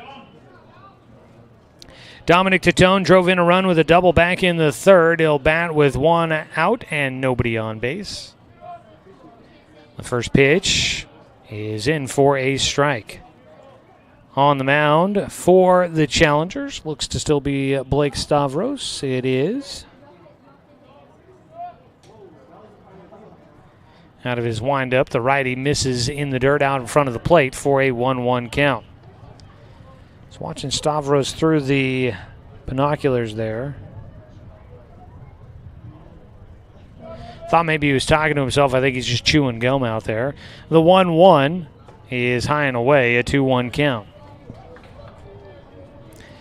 Doc Stewart's trying to add to their lead here. They've got a 1-run margin right now. Would definitely like to see that grow if they could. The 2-1 pitch, outside and low, 3-1 count. Lights are starting to take some effect here at the ballpark as everything is covered in shade. Low and inside on the 3-1 pitch. Dom will take ball 4. Fourth walk issued by Stavros. Second time on base for Titone. Brings up Evan Corbin, the 3-hitter. Corbin reaching on a fielder's choice in the 3rd inning. Stavros, first pitch, strike 1. They do have Martinez still out there throwing in the bullpen for the Challengers. The 0-1 delivery coming up here for Stavros. Low, bounces away for a moment from the catcher Koffler, but he gets back to the baseball with plenty of time, and that holds Titone out at first base. 1 away, 1 on. Here in the bottom of the 5th inning with the Docs currently leading 2-1. The 1-1 delivery for Stavros. Runner going on the breaking ball. Throw down to second. Not in time. The umpire looked initially like he might have been thinking out, but he watched that one all the way through and makes the call safe on Dominic Titone. And out of the dugout comes Kenny Niles, who's going to want to ask about that one. As it stands, it's a stolen base for Dominic Titone at the plate, a 2-1 count for Evan Corbin as that breaking ball missed low. Throw beat him. Titone might have just been able to slide around the tag, get his arms through at second base. The sliding styles of runners lately have been, they've gotten creative to find ways to avoid a tag. And when you've got the high-def cameras of Major League Baseball and whatnot, boy, you get some great examples of guys finding ways to pull up short, contort their bodies, get around tags at second, third, wherever. It has been pretty impressive how guys have gotten creative on the base paths.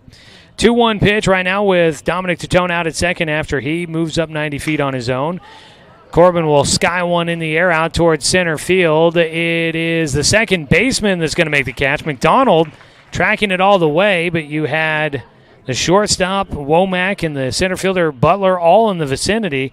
Almost worried for a moment there was going to be a collision, but it was still played by the second baseman, McDonald, for the second out. In fact, surprised there wasn't a collision for one, and two, that McDonald was able to concentrate on making that catch with guys there right on top of him.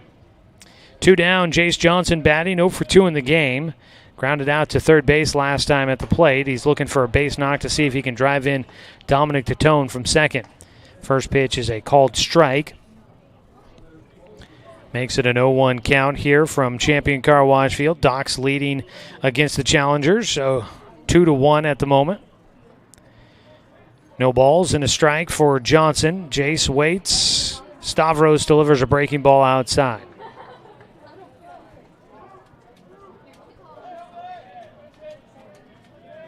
One count. Jace looking for his first hit here in Game 2.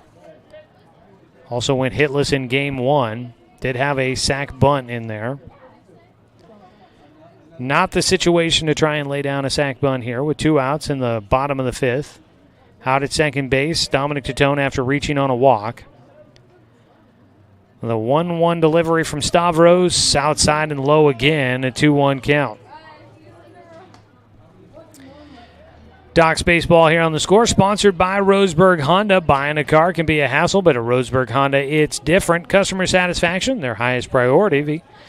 Visit Roseburg Honda, where they treat you like family, because they are family. The 2-1 for Stavros. Jace Johnson waits.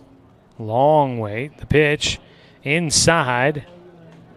Pulling in the hands. Johnson stays out of the way of the pitch. He's got a 3-1 count. So an opportunity here, walk or maybe get a pitch to drive. See if they can bring in a run. Stavros has already walked 4. The pitch, strike 2. Well, Johnson didn't necessarily like the location, so he let it go by, but able to work that in for a strike was Stavros. Needs one more to get out of things here in the 5th and leave a man stranded in scoring position. The 3-2 pitch to Jace Johnson. He pops that one up. Playable down the first base side. Calling for it is Vreem, and the first baseman does make the catch. And that'll finish off the Docs here in the bottom of the 5th. They leave one man on base, and it's still a 2-1 lead for your Roseburg Clint Newell Dr. Stewarts. No runs, no hits, no errors, and the one man left on base. We will go to the top of the 6th inning. Docs in front by a run on 541radio.com and on the Score, 92.3 FM and 1490 AM. Deciding where to purchase your next vehicle is just as important as the vehicle itself. At Roseburg Honda, our seasoned staff is dedicated to matching you with the right car. From sales to service, our goal is to make sure all of your needs are met, and you leave our dealership feeling good every time you visit. No need to waste your valuable time driving up and down the freeway when the ultimate car buying experience is right here at home. Roseburg Honda. We treat you like family. Hundreds of years before county boundaries were drawn, the Cow Creek Umpqua tribe lived on Southern Oregon lands. The Cow Creek were known then for their sense of community. They still are. Today, the success of their world-class casino resort and other Cow Creek businesses benefit our communities. The Cow Creek Foundation has given over $20 million to Southern Oregon charities. The Cow Creek Umpqua tribe, a Southern Oregon tribe and a giving people. Starter still in the game for the Roseburg Dr. Stewarts as Dominic Tatone throwing his warm-up pitches. We welcome you back here at tonight's game, sponsored by Tim's Appliance at the corner of Lane and South Stevens in Roseburg. 0% financing is always available. That's Tim's Appliance and Mattress. Leading things off for the Emerald Challengers will be Eli Chris. The on-deck hitter is Callan Vreem. The on-deck hitter always brought to you by Budget Lumber. Everything you need for building a house, a garden, or maybe even a deck. Budget Lumber always striving to be lumber one.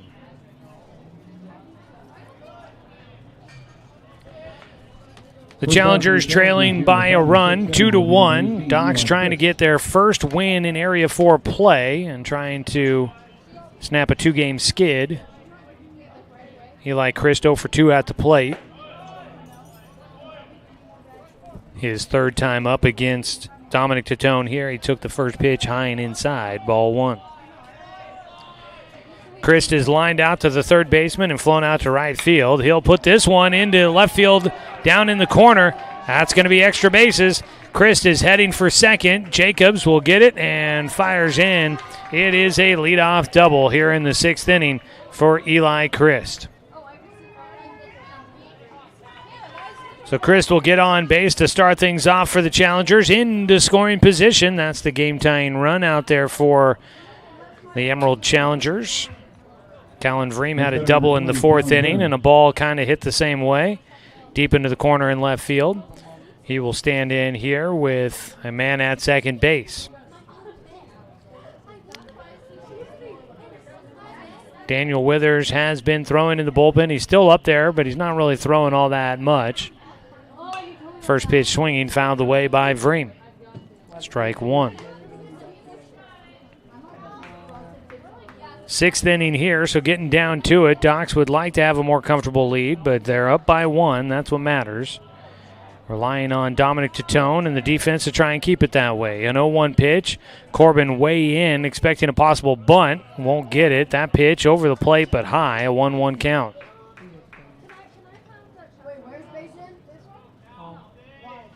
1-1 count. Callan Vreem is also grounded out to second in his time at the plate. And this time he wears one on the front hip for a hit batter. Second one of the game for Tatone. Runners at first and second.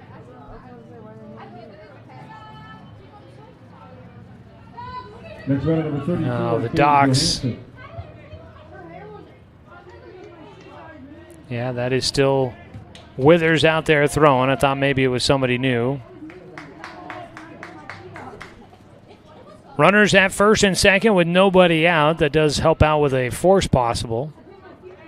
Corbin playing way in, expecting the bunt. Laid down by Johansson. Foul for strike one. Cade Johansson, 1 for 1 in this game with a single. Also been hit by a pitch. The man on deck is Caden Koffler. He's 2 for 2 in this game with a pair of singles. So this portion of the lineup has done some damage. 4 hits out of the 5, 6, and 7 hitters for the Challengers. Squaring to bunt. Johansson pulls it back. He'll loop one out to left field. Eli Jacobs up with it. The run will come around to score. We are tied at 2. Second RBI of the night for Cade Johansson. An RBI single to right field. He's on at first. Vreem up to second. And Eli Christ will score from second after his leadoff double. 2-2 ball game. Whole new contest here between the Docs and the Challengers. Top of the 6th, still nobody out. Runners at first and second still. DeTone on the mound, still firing. He hits the outside corner for strike one. The dangerous hitter, Caden Koffler at the plate. 2 for 2 with a pair of singles. The 0-1 pitch to him. Breaking ball misses low. Almost got him to chase on that one. Out at second base, the runner trying to induce a throw somewhere. He was way off the bag out there. Throw went back to the mound, and he went racing back out that direction. That was Vreem out there. Caden Koffler at the plate. The 1-1 is high. 2 balls and a strike. They do play again with with Evan Corbin at first base, coming way in defensively. Staying back at third base is Jace Johnson, looking to try and be there in case the runners try to go to third on a bunt attempt. The 2-1, high and inside to Koffler, a 3-1 count. Unless he gets an out here, this might be it for Dominic DeTone. If that were the case, he would exit with a no decision and hoping that it would stay that way. Nobody out so far here in the top of the 6th. Tie ball game. 3-1 pitch. Hits the outside corner for a strike.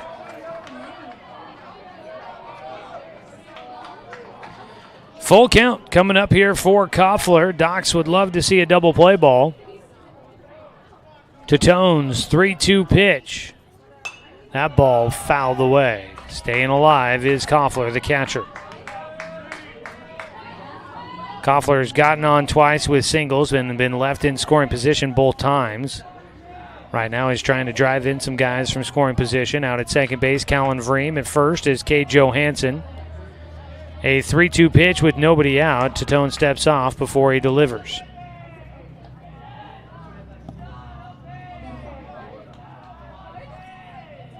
Three-two pitch, bounces in, bases loaded. So DeTone will put Koffler on base for a third time.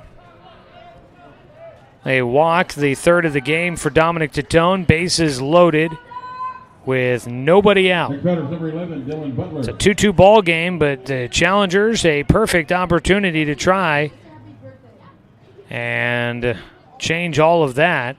They have tied it up here in the top of the 6th inning. We are squared at 2, and here comes Coach Jeremiah Robbins out to the mound for a visit. Docs Baseball brought to you by B&D Meats in Winston. Check them out. That's B&D Meats. It is grilling season, so they are your home for something to make sure you got something tasty on the mound. Dominic DeTone going to exit this ballgame as he hands it over to Daniel Withers. We get our first call to the pen tonight in Game 2 of our doubleheader. It's always brought to you by Chris Hubbard State Farm Insurance.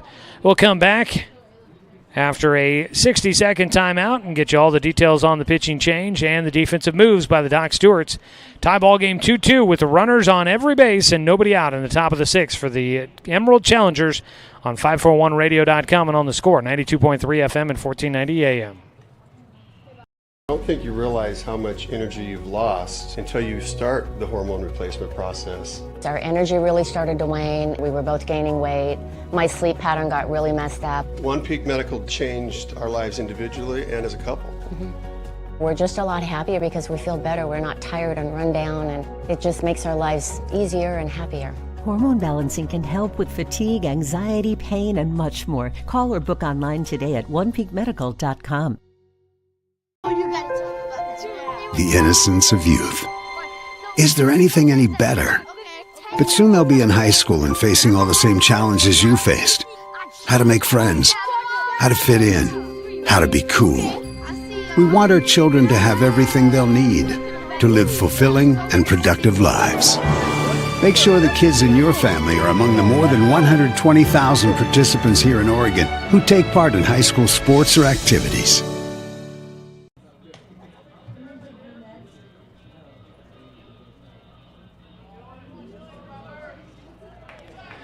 Daniel Withers will take over for Dominic Titone. This call to the pen brought to you by Chris Hubbard State Farm Insurance. If you've been looking at switching up your insurance coverage, we'll get in touch with Chris. He's got over 10 years of insurance experience and can make sure you're getting the coverage you need at a price that fits your budget. 541-672-3301. Daniel Withers inherits bases loaded with nobody out here in the top of the sixth inning. And he faces Dylan Butler to lead things off. Butler 0 for 2 in the game, fouls off the first pitch. Bases loaded, nobody out. Docs and Challengers in a tie ball game, 2-2. Breaking ball in for a strike for Withers, gives an 0-2 count to Butler. Docs play with the defense in, hoping to try and cut off the run at home and keep this ball game tied. Already one run in here in the sixth. Dominic Titone pitching 5 innings total. He is exited with a no decision at the moment, but the runners on base go to his total. Daniel Withers on the mound, making just his second appearance this summer.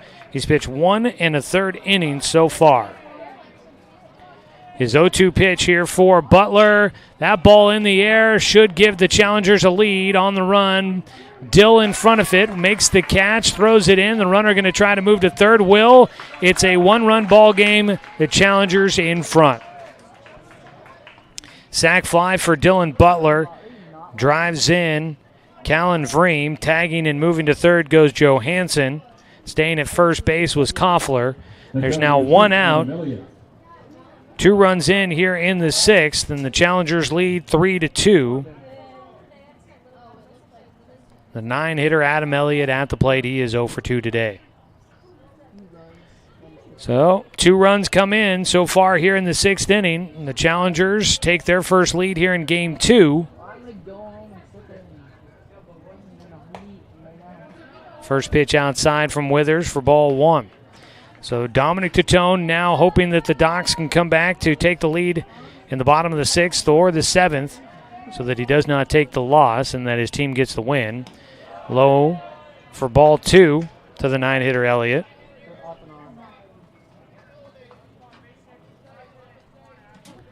Two-0 count. Runners on the corners with 1 out. Withers does get a strike across as he falls off the mound to the right side.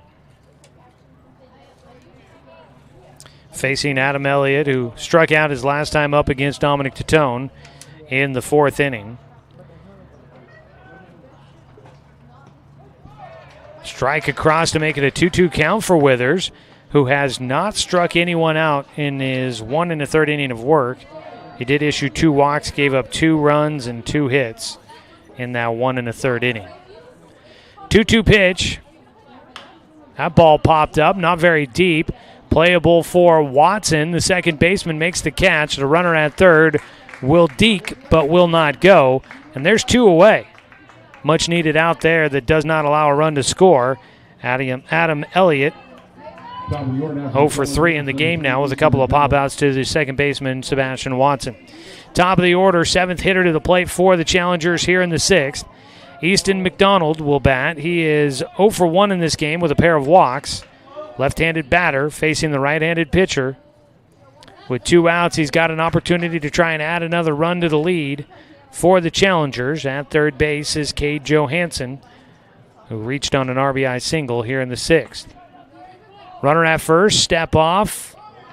They've got him in a rundown between first and second. The runner at third, not going anywhere. And everybody gets run back to their bags. So nothing happens. The Docs keep everybody where they were.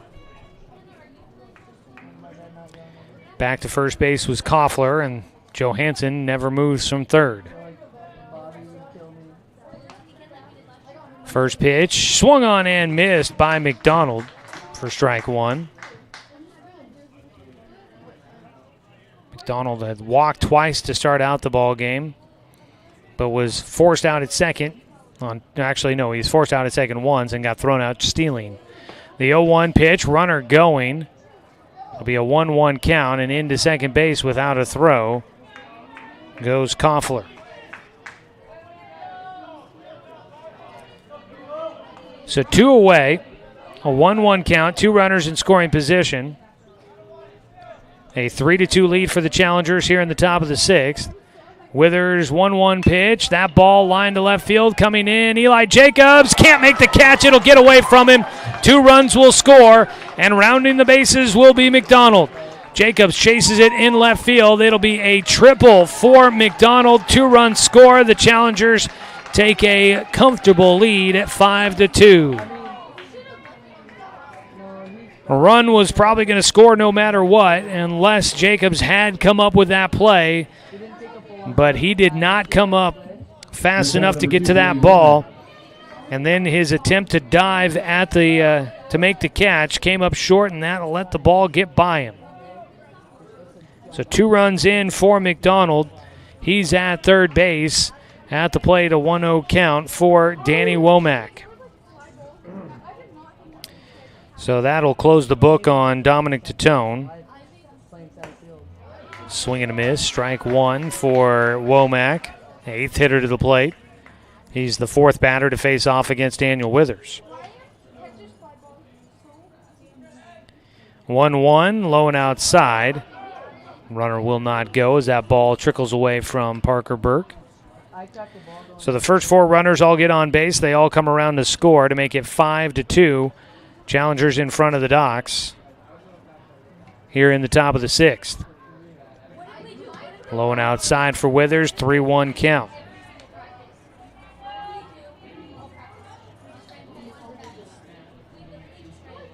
Three balls, 1 strike. Ball fouled back by Womack, gives him a full count here with 2 outs and a runner on at third. So the Docs in the 6th inning will have Jacobs, Dill, and Burke all due up, as they need to climb back into this one. Another foul ball, 3-2 count remains for Womack, who is 0 for 3 in the contest. Here at Champion Car Wash Field, starting to turn into a bit of a muggy night. The 3-2 pitch, that ball in the air right side. Dill coming in, the infielder's going out. It'll be Braxton that's underneath it for the final out. Docs get out of it, but 8 hitters to the plate in the 6th inning for the Challengers. They score 4 runs on a total of 3 hits. There were no Docs errors, and 1 man left on base. Challengers in front 5-2 as we go to the bottom of the 6th inning. Docs got work to do on 541radio.com and on the score, 92.3 FM and 1490 AM. Years before county boundaries were drawn, the Cow Creek Umpqua tribe lived on Southern Oregon lands. The Cow Creek were known then for their sense of community. They still are. Today, the success of their world-class casino resort and other Cow Creek businesses benefit our communities. The Cow Creek Foundation has given over $20 million to Southern Oregon charities. The Cow Creek Umpqua tribe, a Southern Oregon tribe and a giving people. Working from a hot tin shed, Paul W. Klipsch, genius and maverick, designed and hand-built his first commercial loudspeaker with the intention of bringing live music right into your living room. Today, we still make them like we used to, by hand, with passion, with pride. Klipsch Heritage Loudspeakers. Give Klipsch Heritage speakers a listen at Good Vibrations, top of the hill, Northeast Stevens in Roseburg.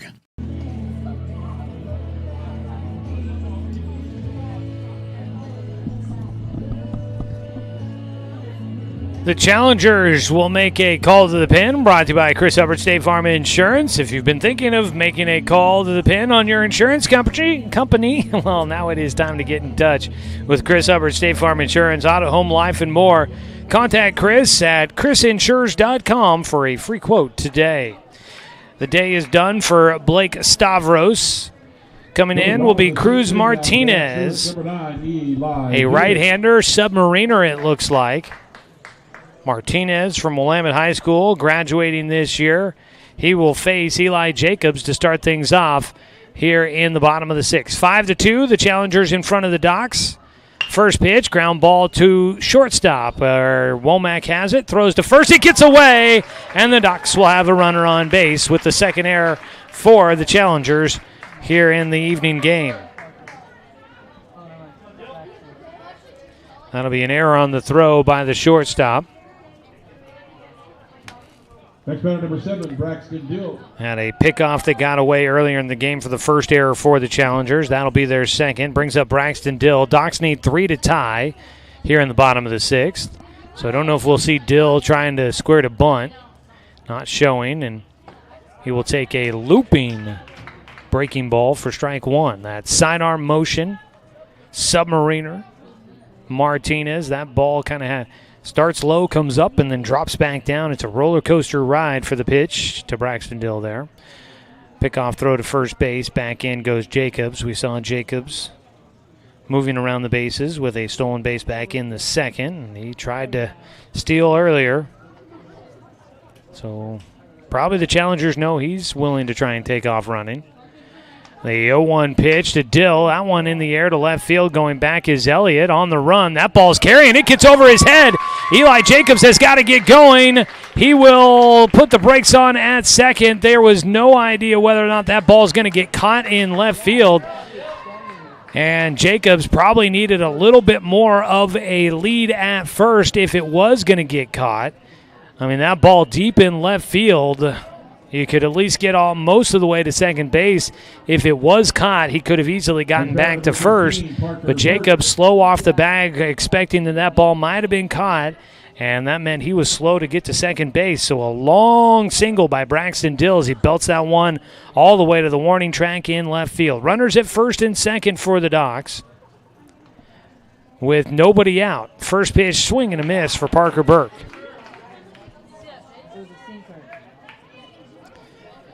So an error and now a hit here in the sixth inning. The Docs have the game-tying run at the plate.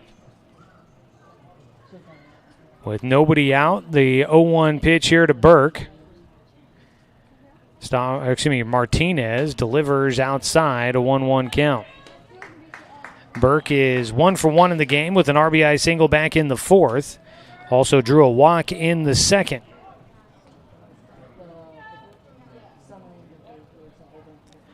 1-1 pitch for Martinez. Delivery in. Ground ball right side. Runners will move up. They do go to second. They get the lead runner there. Throw back to first. They'll get 2. Wow. Felt like a double play that took forever to develop. And I thought that Burke might have had a chance to get on safely at first, but he grounds into a 4-6-3 double play. And that is a big turn on the defensive side for the challengers. 2 away. And up to third base goes Eli Jacobs. Carson Dunn batting with 2 outs and a man at third. First pitch hits the outside corner for a strike. So a huge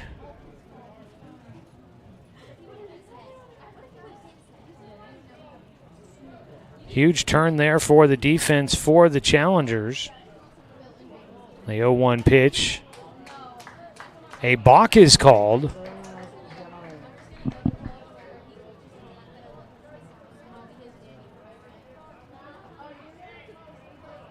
A balk called. So a run comes in for the Docs. I did not catch what it was, but a balk called against Cruz Martinez. Scoring is Eli Jacobs. Docs are back within 2. They get a little bit of help there. At the plate, Carson Dunn, an 0-1 pitch coming up for him with nobody on. He chops one foul, third base side for strike 2. So the Docs get a little bit of help from the Challengers to get one back. They trail 5-3 here in the bottom of the 6th. The 0-2 pitch, swung on and missed. Another breaking ball that Dunn guessing at. The throw down to first will get him on the drop third strike. So Dunn goes down with the final out. So Martinez gives up one run with the balk, but an error getting that runner on. So an unearned run for Martinez in relief. We go to the 7th inning. It is a 2-run ball game. The Challengers lead 5-3 as we head to the top of the 7th. Docs looking to try and keep it just a 2-run game when we return on 541radio.com and on the Score, 92.3 FM and 1490 AM. Get ready to satisfy your dessert cravings with Mountain Mike's new mini churros. These delicious bite-sized churros are the perfect dessert to pair with your favorite Mountain Mike's pizza. Made with only the freshest and finest ingredients. Dough made fresh daily with 100% whole milk mozzarella cheese and toppings to the edge. For limited time only, get 16 mini churros for the whole family for only $4.99. Don't wait. Order yours today for dine-in, carry-out, or delivery.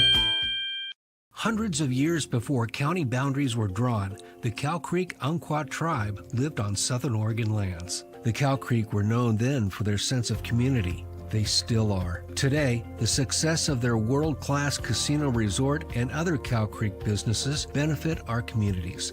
The Cow Creek Foundation has given over $20 million to Southern Oregon charities. The Cow Creek Umpqua tribe, a Southern Oregon tribe and a giving people.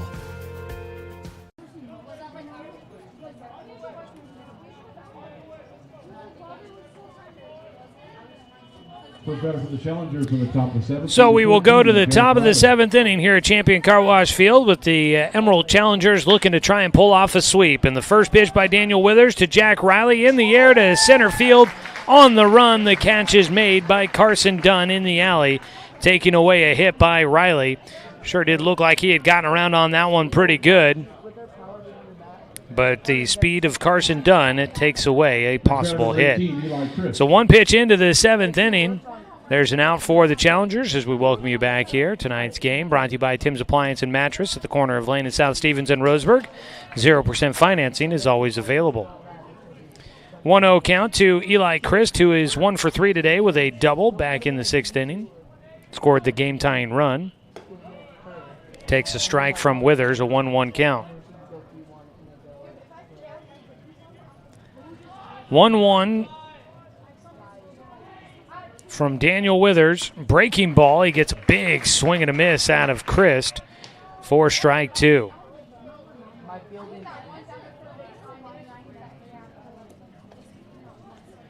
The 1-2 pitch. That ball gets away from Withers. Buzzing the tower there. 2-2 count.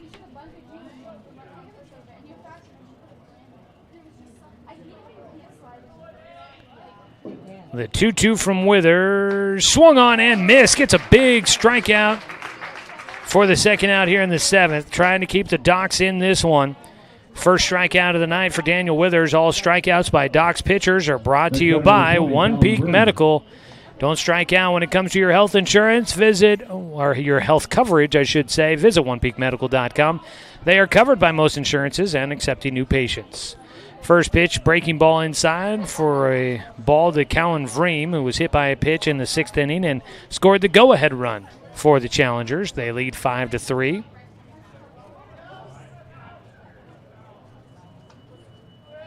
The 1-0 pitch. That hits inside corner for strike 1, a 1-1 count.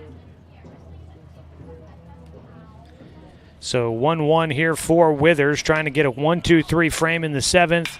Ball in the air out towards center field on the run. Carson Dunn squares it up, trailing back, makes the catch. And it is a quick one in the top of the 7th for the Docs defensively. Daniel Withers gets them through it. And now it is up to the offense, needing 2 runs to force extras and 3 runs to walk off with a victory. We go to the top of the order in the bottom of the 7th on 541radio.com and on the Score, 92.3 FM and 1490 AM. I moved to Oregon to raise a family, set our roots, and to have a lot of fun outdoors.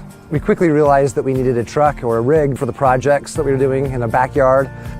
When we were looking to find a place to finance our truck, we asked our patients, and everyone recommended Cascade Community Credit Union.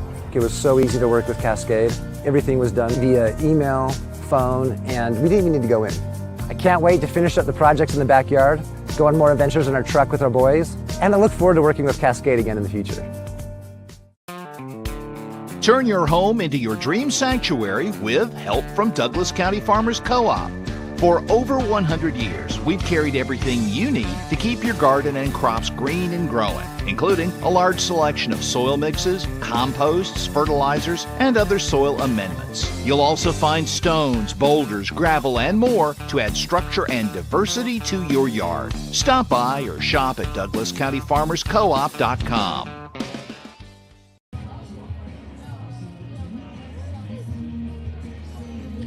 Back here for the bottom of the 7th inning, Docs need a pair of runs to keep this one going or 3 to walk off with a victory. As we welcome you back here, Joey Kieran with you from Champion Car Wash Field as the lights are taking effect. It doesn't feel like we've had many games played under the lights here this summer, but with the conditions, the days are getting shorter, so the nighttime creeped in a little bit earlier here tonight, and this game 2 running a little bit long as we're into the 9 o'clock hour. Docs will lead off with Cade Johnson looking for his first hit of the game. He'll face the new pitcher, Cruz Martinez, for the first time and take strike 1. Tonight's game brought to you by B&D Meats down in Winston. 0-1 pitch here for Johnson. He pops one towards center field. Charging in, Butler seems to have a read and is there for the catch. Docs down to their final 2 outs. Sebastian Watson had a double in the 3rd on a bloop ball into center field. I was going to say shallow center field. It was about medium depth, maybe not completely, but let's stick with shallow. Let's not get complicated here. 1 away, nobody on. Pitch high for ball 1 to Sebastian Watson.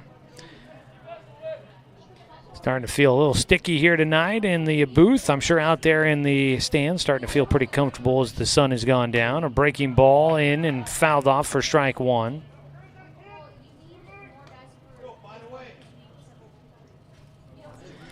One pitch with 1 away and nobody on. The on-deck hitter is your game-tying run. That is Dominic Tatone, who stays in as the DH after exiting the game as the starting pitcher. Pitch up high, 2 balls and a strike for Watson.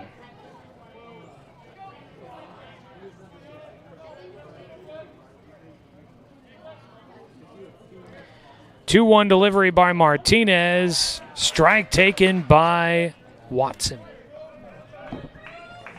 Martinez with the funky submarine delivery from the right-hander to the right-hander. Comes in at just a different angle. 2-2 pitch for Martinez. Ground ball, comebacker off the glove for Martinez. Ricochets to the second baseman. Throw to first. Not in time. And the Challengers dugout can't believe it. Niles and Golddagger up out of the dugout cannot believe the call at first base there. That puts Sebastian Watson on at first with the single. Off the glove of the pitcher. Ricochet to the second baseman, McDonald. He made a nice job on getting the ball to first. Bang, bang there, and the umpire says safe. Dominic Tatone, the lefty at the plate, will bat as the DH. He is 1 for 2 today with an RBI double, taking the first pitch for strike 1. So the right-hander Martinez facing the left-hander to Tone. I'm sure it looks interesting for Dom as a left-hander against the Submariner. Low and outside, a 1-1 count. So Watson with 2 hits in this game, legging out the infield single there. A 1-1 pitch for Martinez. To Tone, grounds 1 to second, could be 2. They go to second for 1, relay back to first, gets away and out of play. That one hits off the railing and into the grandstands. So Tone will get an extra base on that one, but there are 2 down now as Evan Corbin will bat. Tone gets on with a fielder's choice and then a throwing error, gets him to second base. Out at second was Watson. 2 down, a man in scoring position for the Docs. They trail by 2. Evan Corbin will bat 0 for 3 in this one. Nope, they bring in a new hitter here. It's going to be Knox Hubbard with a pinch hit performance. Knox represents the game-tying run here in the pinch hit spot. The lefty takes outside for ball 1. I think they make the change to try and bring in the lefty versus the righty. Jace Johnson still on deck. The on-deck hitter always brought to you by Budget Lumber. A 1-0 pitch for Martinez. Docs down by 2 with Tone out at second and 2 away here in the 7th. Outside, a 2-0 count for Martinez against Hubbard. In game 1, Knox Hubbard had 3 plate appearances, was 1 for 2, was hit by a pitch in his final at-bat of that first game. 2-0 pitch to him here. Knox hits one towards short. It's picked up there by Womack. His throw to first will finish off the ball game. And the Doc Stewarts lead much of this game but cannot hang on to it, and they are swept at home by the Challengers in a league doubleheader. No runs, 1 hit. There was 1 error for the Challengers, and 1 man left on base for the Doc Stewarts. Game goes final, 5-3 your score, and the Challengers come away with a sweep on the road against the Docs. Challengers go to 33-11 on the season, now 2-0 in conference play. The Docs fall to 18-15 on the year, now 0-6 in conference play. We'll recap it for you after a 3-minute break here on 541radio.com and on the Score, 92.3 FM and 1490 AM. Years before county boundaries were drawn, the Cow Creek Umpqua tribe lived on Southern Oregon lands. The Cow Creek were known then for their sense of community. They still are. Today, the success of their world-class casino resort and other Cow Creek businesses benefit our communities. The Cow Creek Foundation has given over $20 million to Southern Oregon charities. The Cow Creek Umpqua Tribe, a Southern Oregon tribe and a giving people. Deciding where to purchase your next vehicle is just as important as the vehicle itself. At Roseburg Honda, our seasoned staff is dedicated to matching you with the right car. From sales to service, our goal is to make sure all of your needs are met, and you leave our dealership feeling good every time you visit. No need to waste your valuable time driving up and down the freeway when the ultimate car buying experience is right here at home. Roseburg Honda. We treat you like family. Get ready to satisfy your dessert cravings with Mountain Mike's new mini churros. These delicious bite-sized churros are the perfect dessert to pair with your favorite Mountain Mike's pizza, made with only the freshest and finest ingredients, dough made fresh daily with 100% whole milk mozzarella cheese, and toppings to the edge. For limited time only, get 16 mini churros for the whole family for only $4.99. Don't wait. Order yours today for dine-in, carry-out, or delivery. Working from a hot tin shed, Paul W. Klipsch, genius and maverick, designed and hand-built his first commercial loudspeaker with the intention of bringing live music right into your living room. Today, we still make them like we used to. By hand, with passion, with pride. Klipsch Heritage loudspeakers. Give Klipsch Heritage speakers a listen at Good Vibrations. Top of the Hill, Northeast Stevens in Roseburg. Remember the good old days? When you didn't have to make an appointment or wait in line for an hour just to talk to your teller. When businesses were local and gave back to the community. At Cascade Community Credit Union, there are some things will never change. We're the only credit union or bank headquartered in Douglas County, and making our members a priority has always been our priority. For easy and simplified banking, visit CCCU. No appointment, just come on in. I don't think you realize how much energy you've lost until you start the hormone replacement process. Our energy really started to wane. We were both gaining weight. My sleep pattern got really messed up. One Peak Medical changed our lives individually and as a couple. We're just a lot happier because we feel better. We're not tired and run down, and it just makes our lives easier and happier. Hormone balancing can help with fatigue, anxiety, pain, and much more. Call or book online today at onepeakmedical.com. There you go. Thank you. You're in his way, love. You're all right, buddy. Thank you. See you Wednesday, kid. Okay. All right, Bubbies, let's go home. Final here from Champion Car Wash Field. Your Roseburg Dr. Stewart's fall against the Emerald Challengers in a doubleheader to continue Area 4 league play. Doc's unable to get a win here tonight. Despite a couple of close games, they come up just short in Game 2 after leading through much of this one. Held a 2-1 lead going into the 6th inning and could not finish it out. Final score of Game 2, 5-3. Taking a look at the Garrettson Building Supply scoreboard update. 5 runs, 7 hits, 3 errors for the Challengers. 6 men left on base. For Roseburg, 3 runs, 5 hits, no errors, and 7 men left on base. The Challengers get a run in the 4th inning, but then take the lead. That tied the game at 1-1, but then took the lead with 4 runs in the top of the 6th. The Docs get 1 run in the bottom of the 3rd, took a 1-0 lead, got a run in the 4th inning to take a 2-1 lead, but then gave it up there in the 6th. They do get 1 back in the bottom of the 6th inning, but it was not enough as they fall 5-3. Doc Stewart's, in fact, fall 5-3 in both of these games today against the Challengers. They'll look to turn around their luck in Area 4 play coming up tomorrow when they head to Sweet Johnson Stadium in Eugene. Getting the win is Blake Stavros, pitching 5 innings. Taking the loss, Dominic Titone goes 5 innings. He falls to 3-2 on the season. And getting a save is Cruz Martinez for the Challengers. That is a look at how this one played out here today. And that's your Garrettson Building Supply scoreboard update. Shop local, shop Garrettson Building Supply for all of your home improvement and outdoor living needs. Garrettson Building Supply, supporting our Douglas County community for 99 years. We'll take a break. When we come back, we'll look at all the numbers from this one and wrap it up here tonight here at Champion Car Wash Field, and then get you ready for tomorrow. Joey Keyran with you. Final score again, 5-3. Wrap up the post-game show with your Mountain Mike's Pizza player of the game and all the numbers here on 541radio.com and on the Score, 92.3 FM and 1490 AM. My name's Chris. 2016, I got lymphoma stage 3 cancer and went through radiation for 6 months. I was exhausted all the time, and that's when I found One Peak Medical. My family life got better because I was more attentive and more energy. Because of One Peak Medical, I'm back doing everything I love to do.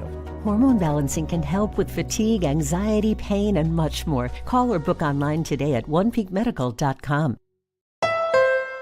Deciding where to purchase your next vehicle is just as important as the vehicle itself. At Roseburg Honda, our seasoned staff is dedicated to matching you with the right car. From sales to make sure all of your needs are met. And you leave our dealership feeling good every time you visit. No need to waste your valuable time driving up and down the freeway when the ultimate car buying experience is right here at home. Roseburg Honda. We treat you like family. Get ready to satisfy your dessert cravings with Mountain Mike's new mini churros. These delicious bite-sized churros are the perfect dessert to pair with your favorite Mountain Mike's pizza, made with only the freshest and finest ingredients, dough made fresh daily with 100% whole milk mozzarella cheese, and toppings to the edge. For limited time only, get 16 mini churros for the whole family for only $4.99. Don't wait. Order yours today for dine-in, carry-out, or delivery. Looking for more local sports coverage? CBS Sports Radio 1490 The Score has you covered. Check out our homepage at 541radio.com for sports stories, scores, and podcasts. And follow us on social media. 1490 The Score is on Twitter, Facebook, and Instagram. And take the station with you wherever you go with the 541 Radio app. Download the app in your smartphone's app store and get access to a live stream of the station, sports stories, podcasts, and easy messaging with the station and others.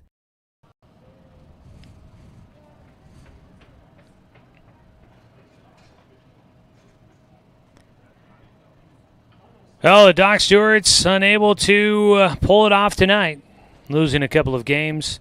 If Dan Bain is filling in for me tomorrow, don't be surprised. That's probably a personal preference there. Dan gets him a couple of wins over the weekend. I come back, and they struggle against the Challengers to stay on top. The offense not enough today. The Doc Stewart's falling 5-3 in both games of this doubleheader against the Emerald Challengers. Let's take a look at the numbers from Game 2. For Blake Stavros getting the win, he pitches 5 innings. He gave up 3 hits, 2 runs, 4 walks, 2 strikeouts, and 1 hit batter. Taking the loss, Dominic Titone goes 5 innings, gave up 5 runs on 6 hits, 3 walks, and 4 strikeouts. He hit 2 batters as well. Cruz Martinez comes in and gets the save. He pitches the final 2 innings, gave up 1 run on 2 hits, no walks, 1 strikeout in this matchup there. For the Challengers, 7 hits in this ball game. Easton McDonald goes 1 for 2, had a 2-run triple in the 6th inning. He also had 2 walks. Eli Christ goes 1 for 4 with a double and a run scored. Callan Vreem was 1 for 3 with a double and 2 run scores, also hit by a pitch. Cade Johansson goes 2 for 2 in the game with 2 singles, was hit by a pitch, also drove in 2 runs and scored a run. Caden Koffler goes 2 for 2 in the game with 2 singles, a walk, and scores a run. Dylan Butler had a sac fly for runs driven in, and that is your numbers there for the Challengers. For the Doc Stewarts, 5 hits in this one. 2 of them go to Sebastian Watson. He finishes 2 for 4 with a double and a single, scores a run. Dominic Titone was 1 for 3 with an RBI double, also had a walk. Let's see here. Eli Jacobs, hit by a pitch, scores a run, reaching on an error in the 6th. Braxton Dill goes 1 for 1 with a single and 2 walks, scores a run. Parker Burke goes 1 for 2 in this game with a RBI single, a walk, and then Carson Dunn 0 for 3 at the bottom of the order there. So that is a look at the numbers for you here today as the Doc Stewarts fall to the Challengers. Docs go to 18-15 on the year, now 0-6 in conference play. Challengers are 33-11 and 2-0 in Area 4 league play. It's time now here in the post-game show to name our Mountain Mike's Pizza player of the game. Mountain Mike's Pizza, the way it ought to be. Boy. Well, I am going to say that your Mountain Mike's Pizza player of the game tonight is Sebastian Watson. This is a tough one there. It's a tough loss for the Docs after leading through the first 5 innings of the game.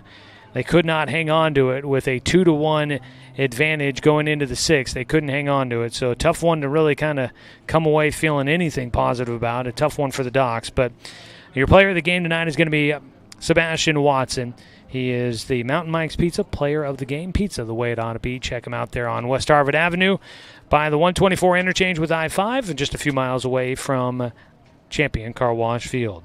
All right, folks, that pretty much does it for us here tonight as the Doc Stewarts will look to try and once again bounce back after a couple of tough losses against an Area 4 opponent. They will be heading to Eugene tomorrow to take on the Challengers at Sweet Johnson Stadium, and we'll be there to bring you the action with Game 1 starting at 5 o'clock, pregame at 4:45. You can tune in and catch the action right here on the Score or watch online as well. Want to say thanks to the Challengers for making the trek down here tonight and being a quality opponent, good sportsmanship out there this evening. Want to say thanks to head coach Jeremiah Robbins, the entire American Legion baseball program, for allowing us to bring you another season of Docs Baseball here on The Score. Want to say thanks to Brenton Cranford back in the studio for the radio production here tonight. And as always, a thanks to you, the fan, for tuning in for tonight's broadcast because, of course, without you, I'm just a guy sitting here talking to myself. I'm Joey Keyram. We will talk to you guys tomorrow when first pitch at 5 o'clock for Game 1 of a doubleheader against the Challengers gets underway. We'll have pregame coverage starting at 4:45. You can catch it streaming live online at 541radio.com, presented by the Cow Creek Tribe, or you can find the action right here on Douglas County's home for sports, The Score, 92.3 FM and 1490 AM. All